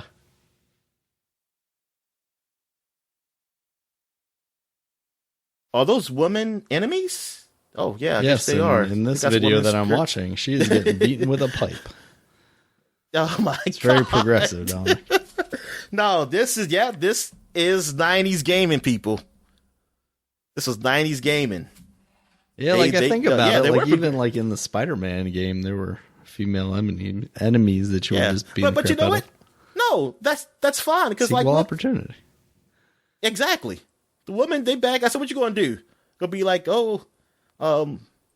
just not hit them and just let them hit you, or just avoid them." You just avoid them until you call the cops and say these women are trying to assault me, and then the cops laugh at you because you're like, "Oh, women beat you up. You're Spider-Man." All right, so what else we had? Oh, that's it. So that's it for the flashback segment. So we're going to take a quick break. When we get back, we got the gaming news. All right. And we're back. Now let's get to the gaming news. What we got, Dan? All right, Dominic. So shortly after we finished recording the podcast last week, I saw rumors for this one start to pop up on Twitter. But apparently Microsoft is working on a Wu-Tang RPG. And I know you and I have kind of like been joking about how they need to like revisit the Shaolin monks and the 36 chamber stuff that they did on the PS1. But this really feels like it's coming out of nowhere. I mean, no offense to Wu-Tang, but I feel like they haven't really been relevant since Martin Shkreli bought that album that they made exactly one of. You know, Riz is still out there making like soundtracks for movies and stuff, but there really hasn't been a big movement towards like Wu-Tang music. But there was a the series based on them. Yeah. Now I'm remembering that. Yeah. Yeah, I'm not against this, especially because it sounds like they're doing like a fantasy thing, like a true fantasy thing. So it seems like they're going in that direction of like actually taking it back with a mix of like Wu-Tang stuff, but with their kind of characters and stuff. I think that'd be really cool.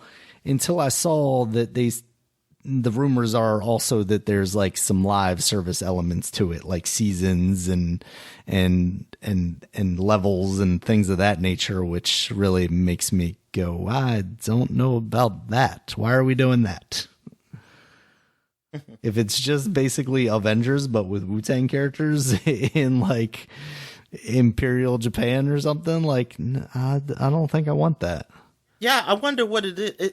I just gotta imagine it's a beat 'em up. Yeah. Yeah, that's what I'm thinking, like a action beat 'em up kind of 3D thing, because it said third person RPG, but like with RPG elements, because it's also allegedly 4-player co-op, which makes me think, it's more in, they say RPG, but that means RPG elements, and basically any of these live service games are an RPG in some way, shape, or form. So yeah, but that just I was like, Wu-Tang, what? But I could see that being really cool if there's actually like some dedication and some fan service behind that stuff. I think that could be neat. So we'll see how that goes. When do you think we could get a reveal for that at the Game Awards, or is that too soon? I just want to know like how much in development they are. Yeah. I mean, I almost feel like that's too soon, but maybe this was one of those games that were just hitting. And we just haven't heard anything about it, but it's been worked on. Yeah, exactly. Yeah. Hopefully. I mean, I could definitely see that being kind of a big hit at the Game Awards if that was something they were able to pull off there. So we'll see how that goes. That seems pretty cool. Up next, Dominic, Spider-Man is finally coming to Marvel's Avengers officially on November 30th. Although along with this announcement, they definitely did not show any images of Spider-Man. And I think since then there's been one image that came out, but there was like a block over most of him. So you literally just see his feet and you see the top of his head. And you also see Xbox buttons because it's probably like the debug on the PC or whatever. But people are flipping their shit about that. They were like, but it's on Xbox. I saw this one comment that like people were making fun of them because they were like, what do you mean? They've never said they exchanged money on this. I thought they were just doing it because Square Enix and PlayStation are friends. Anyway. Yeah, so that... we finally get Spider-Man. There's also some more like raid stuff that's supposed to come out with that alongside. It sucks that it's still only going to be PlayStation exclusive, especially for people that have waited, over a year at this point? Like, when did that game come out last year? It was September. Was it early? September, okay. So yeah, it's been over a year. So the PlayStation faithful can finally get their hands on Spider-Man. Yeah, it's weird that they don't have, like you said, not even a screenshot. I mean, it's end of I this just month. want to see what kind of design they're going for with Spider-Man, considering all their other designs have been kind of questionable. Yeah, it's going to be multiple because, costumes and shit. But I know what you mean, yeah. What their default look exactly. is. What's the base? Yeah, what's the base Spider-Man looking like? And, like, because, it's usually just a costume. It's probably like, they ain't changing the shape of them, really. And like, I wonder that gameplay wise. Yeah, definitely. I want to know gameplay wise how this works with him. Yeah, am I just gonna be able to swing on anything, or do I have to like actually have a spot that I need to connect? Now it's gonna be like the old games. You just put up in the air and you just swinging that gray fog somewhere. Yeah, it's definitely hooking on a light post or something 10 yards above any size skyscraper. Yeah. All right. In some other Marvel news, we got some bad news here, Dominic. Midnight Suns has been delayed until the second half of 2020. That was originally coming out, like February or something like that? Pretty early into 2022. Now they're pushing that back. And it's kind of with a slew of things. Do you have anything specific to say about that one? Yeah. Okay. I mean, I don't know what to say. Like, I guess I'm okay with it. It's like I wasn't like really looking forward. Yeah, and if the game needs it, the game needs it, right? Yeah, because I mean, it feel like we just heard about it, so it's like, I mean, I was shocked that it was coming out as soon as it was. But second half of 2022, fine. I'm fine with that. Yeah, especially since, at least as of right now, it seems like there's still a substantial amount of games coming out relatively early into next year. Plus, all the things from this year that'll bleed into next year. There's no lacking of games here, Dominic. I think between you and me, time and money are, bigger limiting factors than how many games actually exist out there right now. Yeah.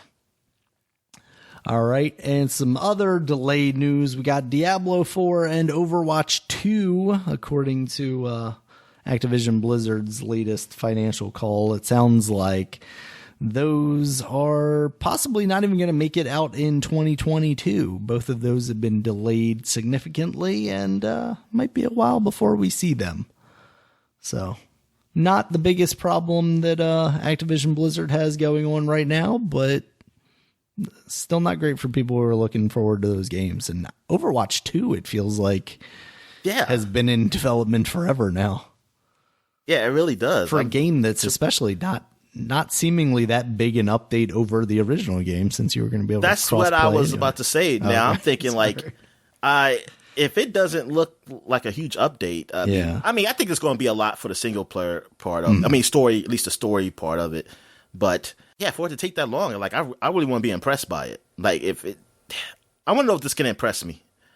Can they do anything to impress me on getting this game? Because I've been wanting some single player elements to it and cooperative elements to the game. Since it's taking this long, I'm hoping hey, this is going to look really great. But if it just looks like something that could have been just put in to this game, the game they already have, just added, it's kind of a disappointment for me personally. Yeah, I agree. There could be some type of game, not total game changer, but something that's this is a 2. This is definitely a 2. Why'd you make me buy another one? Yeah. That's Diablo 4. Darn, yeah. That's I'm a little more surprised. A little bit more surprised. It felt like we were closer to the release of that one. Yeah, definitely. I thought Diablo 4, I felt like it would be more me closer, but that's something. So I guess Activision, all they really have for next year is another Call of Duty. Another Call of Duty, Don. God, yeah. Well, they've got a lot to sort out over there, including the fact that one of their co-leads that they just had put in place after what's his name, J. Allen Brack, had left Blizzard, Jen O'Neill, she is actually leaving Blizzard now and going to take a role at a nonprofit called the Women in Games International organization. So she put out a statement basically saying she was looking at where she could provide the most positivity, and this is where it was. That kind of says a lot about Blizzard, right? The person now in charge of Blizzard doesn't feel like she has enough power to fix Blizzard, that she needs to go somewhere else, or maybe she's like, oh, they've got it under control. I'm needed elsewhere. I don't understand the move. Yeah. That for Blizzard, that just looks real bad, right? The woman that you put in power is oh, also I'm leaving the company. That's there she go. Yeah, she leaves a company for a nonprofit organization, Women in Games, and that. It's just wow. She leaves, you would think you could, help women in games get jobs at Blizzard and, help fix their culture there. But maybe the culture is so fucked up there. She's like, fuck it. Yeah. I'm hoping it's more she's like, oh, they've got this. They don't need me. But you can't help but think that's not the case considering everything that's going on at Blizzard right now. So we shall see. It seems like every week there's more going on at Blizzard, and none of it's necessarily hey, things are getting better here. Oh, when I say I don't get the move, I was not she was wrong or something. Yeah. I'm just mean like, the reason behind it. Yeah. That's the only good reason I could think of is like what you said, but I have a feeling it's something bad, but I don't know. Yeah. All right, Dominic, in some other delay news, EA Sports PGA Tour, their golf game, is going to not come out in the spring as they originally intended. So, once again, one more release on the books, or delay on the books. What do you think? That kind of sucks. Yeah, because I was looking forward to see what they would do with this new golf game. Like, what would they add to it? Because, I mean, I wouldn't mind playing a real life, like, a golf game in like a Madden and NBA. Because I did enjoy Tiger Woods golf, the one on the Wii. I mean, just not just because of the Wii controls, but the experience. And if they have the Masters and stuff like that, I'm like, yeah, that's cool. Like, I wouldn't mind trying it. If they have like some type of story mode or something like that, that'd be cool too. Well, you know what? Maybe I don't care about their story mode because they usually suck. EA suck their story modes, honestly. Maybe I need 2K to do something. Yeah. I mean, I'd like to see what they do to compete with that. The golf, what is that? The golf, what is guys, that called? I can't think of the name of that game. I want to say Golf Story. I forgot. I forgot the name of them too. But the ones that 2K took over and are making their games now. Because I mean, if you're bringing this back, then you got to believe that you've got something new and different that people are going to buy. So hopefully EA's got something clever up their sleeves there. And in our last story that I got here, Dominic, hopefully that thing that is clever for EA is not NFTs and blockchains. Everybody kind of had their financial earnings calls and their investor meetings over this past week. And both EA and Ubisoft were kind of talking up a big game about how NFTs and blockchains can help with basically the creation of the metaverse for their video games. And what if you bought this item on this platform and it carried over into this other platform, all due to the blockchain and the NFT? And man, I don't know if I'm here for all that, Dominic. I'm not into that too, and I'm tired of people buying into the whole NFT thing. Like, that's something like people have to agree to, right? Because to make it relevant, basically, yeah. But man, they're getting people because they're using stars because stars are obviously, I think they're getting paid by somebody. Because I'm thinking like, why do you want this to be relevant? I just want to know the benefit. I want to know the benefit of NFTs. Like, for me, what's the benefit for like the regular Joes out here of the NFT? Yeah, I mean, it really only makes sense to me in like a collector field, like, because then you can turn things that are basically unlimited in the form of digital things into very curated collector's items. Like, let's say Funko Pops. In the real world, there are only so many that are produced, right? Like, let's say this collector's edition, there's only 500 of those. So either you're buying a fake one or you're buying one of 500. That's a very specific item. You can only have that.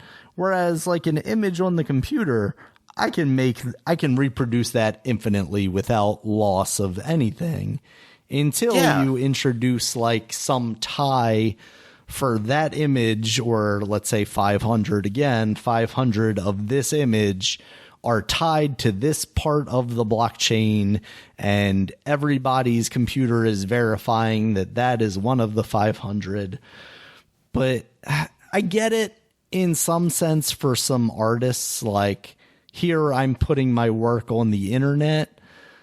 But yeah, when you're starting to get into like, oh, this now we want to introduce this into video games where you're basically talking about like, oh, I'm making this skin into a collector's item now and I don't want other people to have it. So I've always hated that aspect of collecting things. Like, I just like having the things that I enjoy. I don't want to make it about I have this and somebody else doesn't have this. Yeah, exactly. I hate that aspect of it. I hate, like, that's something as a kid like you like bragging, you brag about. Right. Like, that's how I felt. I mean, like that's what kids feel.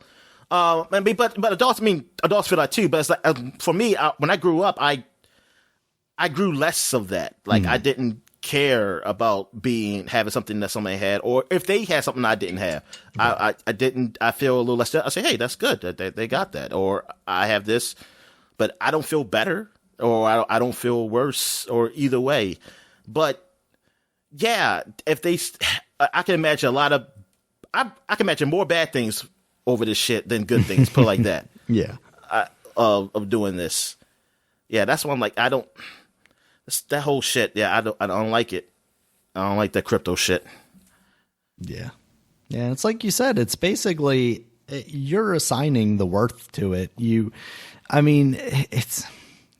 do that with money, right? Like, especially now that we've gotten to the point where $1 does not equal this many ounces of gold and so on and so forth. But like, then you're really getting into that once it's something that's digital, like, and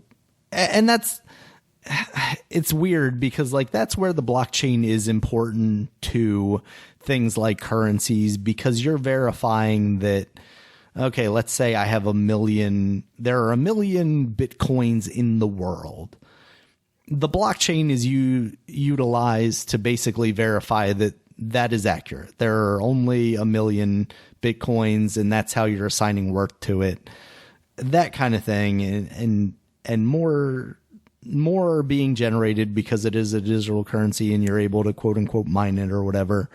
And then theoretically, as there are more out in the world, the price of 1 Bitcoin in relation to the US dollar or whatever is fewer, because now it's more abundant, right?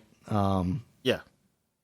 And I get why people are going in that route, but now you have, 50 million different currencies, and maybe one will win out over time. I don't know.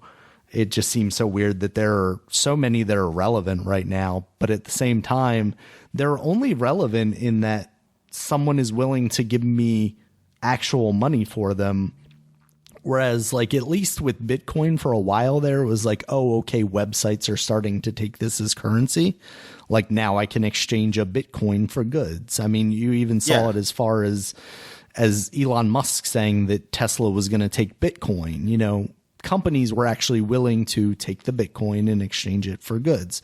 And you're not seeing that with Ethereum right now. You're not seeing that with Dogecoin, things like that. It's really, other people are willing to, on a, human by human basis. And I think there is some work to those things and creating like a more global economy or whatever. It's far above my knowledge though. So I'll kind of stop it there. And I understand the NFTs as far as like an artist wants to put his work online, but basically not want people to steal it. I kind of get that too.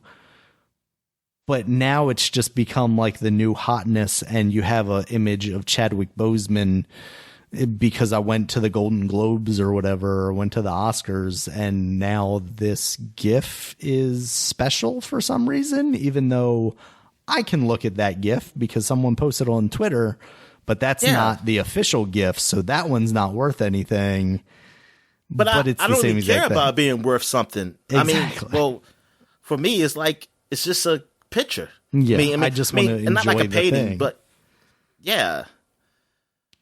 I mean, that's what I'm saying. Yeah, because that's the thing. But like I said, it's such a. I mean, because maybe I can get my mind around this concept yet. Maybe eventually I will when it's being forced upon me. But right now, I can't really wrap my mind around it, because I'm thinking like, why buy into this? I mean, I know why some people, but I'm thinking like the masses, like. Yeah.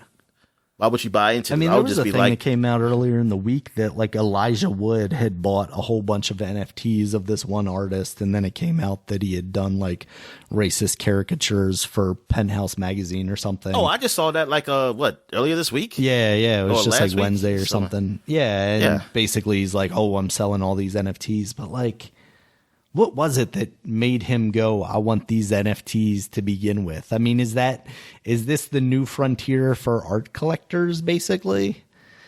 But digital things are just that, right? Like, are we just preparing ourselves for when we are digital and, we all move into the Facebook meta space? Yeah, because I don't feel like you showing something like on a computer that looks whatever art it is to me, I just don't feel it the same as a real literal painting, like at someone's house. Right. Like you saying, hey, look at this. This is the original artist made this thing. But I feel like I could just copy that up on my computer.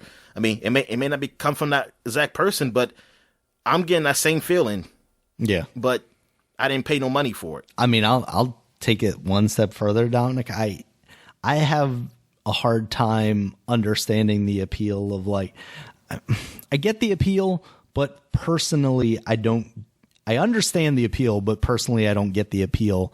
Like, if you can give me a painting that's made by some random stranger that looks exactly like the painting from the famous artist. Yeah. We're talking reproductions and stuff. Like, I don't care. Just like people say, I it's like have the the fake thing painting that makes me happy, right? I don't need to take away from someone else to have the thing that makes me happy.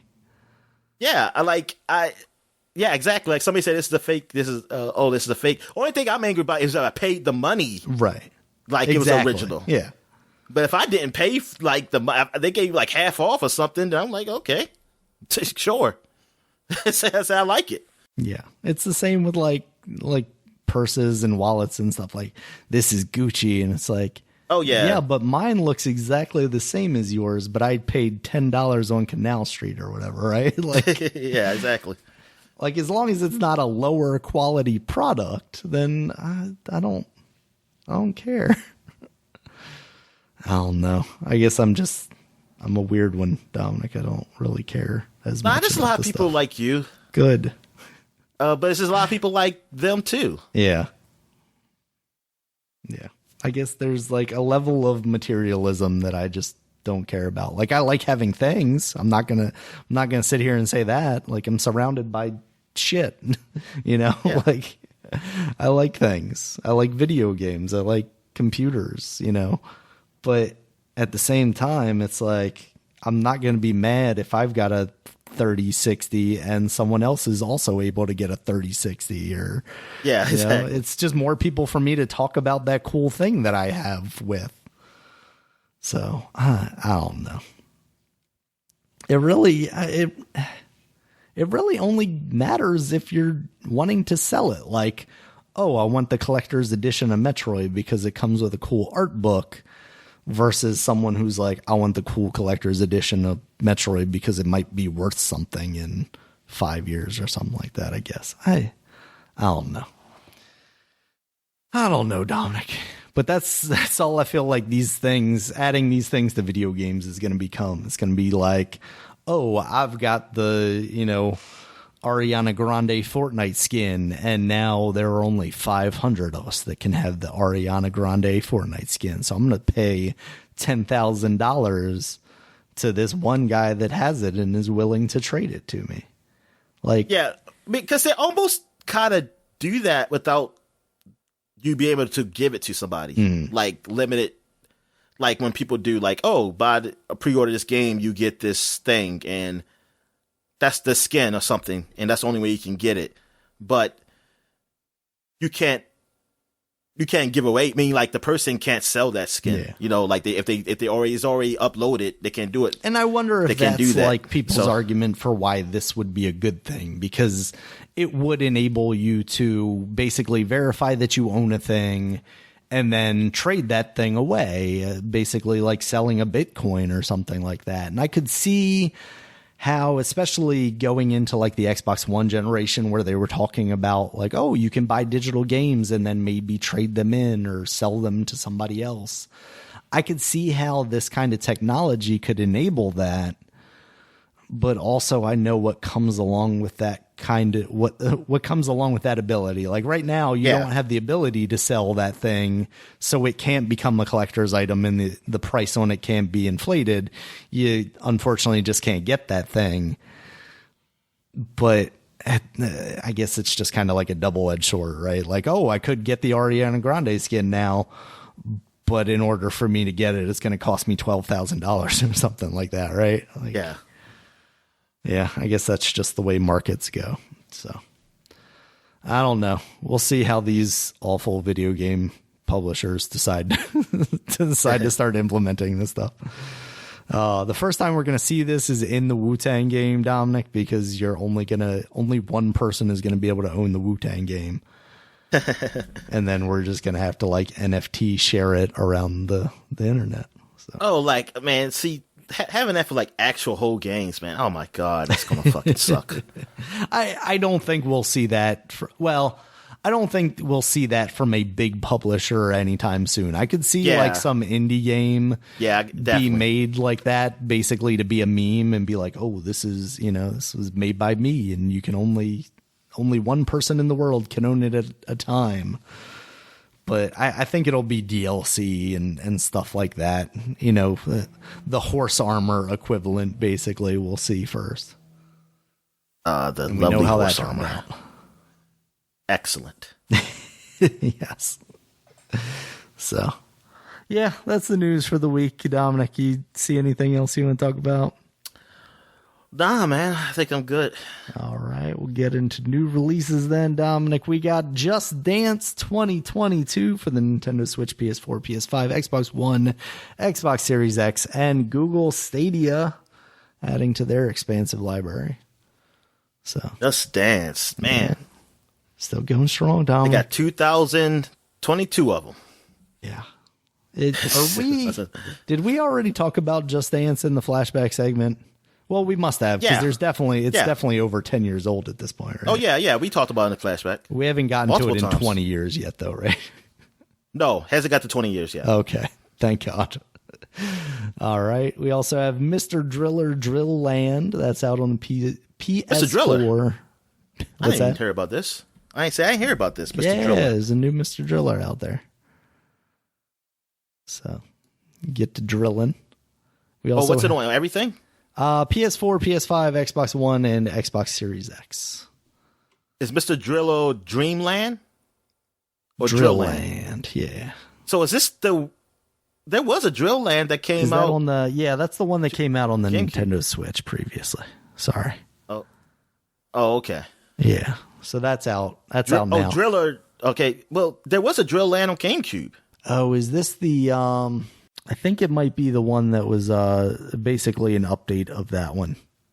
Oh, okay. So it's not a totally new game. Yeah. Yep, that's what it is. Yeah. It's a basically a remake remaster of that 2002 GameCube game. Can't expect him to put that much work into a new Mr. Driller, right, Dominic? Yeah, I guess so. Need a 3D one like the Kirby one that's coming out. All right, we also have The Binding of Isaac Repentance. That's out on the Nintendo Switch, PS4, and PS5. I think that's the one that came out earlier this year on the PC that has the kind of like everything in previous versions plus some of the like fan-made stuff, fan-made levels. Repentance, man. Yeah. What the hell? Repent for the abortion. I was going to say, I'll take Repentance over Afterbirth, I think was the one of them. Yeah. And then the big one this week, Dominic, Call of Duty Vanguard. Can't abort the Afterbirth? Like it just don't exist? Only with magic, Dominic. Only with magic. Vanguard is out on the PC, PS4, PS5, Xbox One. I told you, every time I think of Series Afterbirth, I think of cranberry sauce. I don't know why. Probably saw in a movie one time where they used cranberry sauce with it. I think that's what it looked like when I saw it before. Before. Yeah. I think that made it easier for me. I didn't throw up because I thought about cranberry sauce. There you go. Okay. It's like, there's just a lot of cranberry sauce coming out that lady's vagina. I mean, they do offer you the placenta to eat sometimes. Yeah. Take that home with you. Stick it in your freezer. Oh, disgusting. So, Dominic, Call of Duty. What do you think? Changing the subject. I don't know. From what I read, is like story mode, bland, multiplayer stuff, cool. Yeah. It just feels like it's just Call of Duty. I don't think if you didn't like Call of Duty, I don't feel like this will bring you back. Mm-hmm. If you haven't, like some people I always hear every year, it's like, hey, I didn't play Call of Duty so long, but this brought me back. But I feel like it's just like you took a break, really. That's really what it was. You didn't know. It was like you didn't like it. You just need to take a break because you were playing it every fucking year, and now you come back. Like for me, I think I'm just done. Like it's nothing that really bring me back on it. Like I'll play it if I got it for free, but that ain't happening. So because this is this is World War II still, right? That's what it seems like. Yeah. Okay. Yeah. The birth of special forces to face an emerging threat at the end of the war during various theaters of World War II. Yeah, I really just don't know. They've kind of explored most of the places now. Like, where do you go? You've done the past, you've done the future. Give me Call of Duty Primal and we can shoot dinosaurs or something. I told you they need to do the Revolutionary War. Oh, that would be so bad, Dominic. Just 5 minutes of reloading your gun. Yeah. After you shoot one bullet. Revolutionary War or the Civil War. There you go. Brother versus brother. Do the Iraq War. They've kind of already done. did. Yeah, it already did. Done. Yeah, it kind of already did. Darn. Gulf War, all that stuff kind of gets rolled into the more modern warfare. I'm trying to think, like, what Call of Duty or Cold War stuff. Yeah, this can't be nothing with guns. I mean, like I say, the Civil War, them. Do the French Indian War, I guess. I don't know. Yeah. I mean, that's the problem, right? Is you get to a certain point. I mean, what would be cool maybe if they went and did just basically like alternative history, like we're fighting the Civil War, but we got steampunk guns or something like that, But that seems like a very non-Call of Duty type thing. Call of Duty always seems, I mean, maybe part of the problem is just like you don't have enough time to make a Call of Duty game. You got to pump one out every year, so you don't have time to like switch things up. Really, it's very just regimented. Like, oh, this is what a Call of Duty is going to be this year. Can't be too creative about it. Even though they have like 3 studios working, or is it down to 2 at this point? Oh yeah, I don't know how many studios is it now.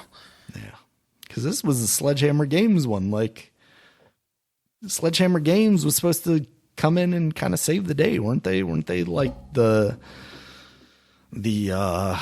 Infinity Ward guys or Infinity Ward guys that left and then went to someplace else and then came back again or something like that?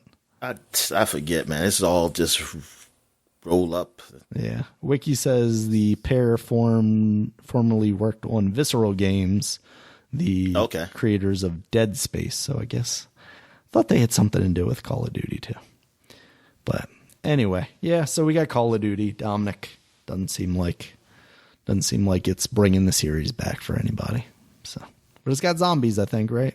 Yeah, but it is. I think there's zombies in it, but there's a story mode to the zombies, but that's not happening until later. I don't think it happened at launch. I'm trying to think. I don't know if it's like there's no zombies at launch, or there is some type of zombies, but it's not no story, and the story is coming later. So what I got here on Wiki is, at launch, the game features a new gameplay mode titled Der Anfang, which combines aspects of round-based survival gameplay with objective-based gameplay of Outbreak and Onslaught, both new game modes introduced in Cold War. Gameplay elements from Cold War return in Vanguard, such as Essence and Salvage. In addition to classic zombie gameplay items, post-launch updates for zombies are slated to feature additional objectives for Der Anfang, as well as a main quest for story progression, as well as new covenants. All right. Yeah, so it sounds like there are zombies at launch, but there's no main quest zombie progression stuff at launch. So yeah. Oh, but why? I guess is there enough time? I mean, what or why? Maybe COVID. Maybe COVID's COVID hard. affected them. Yeah. Yeah. Maybe COVID affected them. Yeah. So I'm just When say in that. doubt, that's the excuse. COVID's hard. Just ask Aaron Rodgers. All right, Dominic. You got anything else for the week? Nah, man, I'm good. All right. Thank you guys as always for listening. You can check us out on Twitter. Dominic is at DStalworth5. I'm at Regulus MB. The podcast is at Superpod. SUPAPOD. Superpod.com is the website. You can check us out there. There's links to all the places you can find us, including iTunes, Google Play, Amazon, Spotify, all those places you get podcasts, but also YouTube, where there's a video version of this podcast where you see gameplay behind our beautiful words. And until next time, guys, see you later. All right, see ya.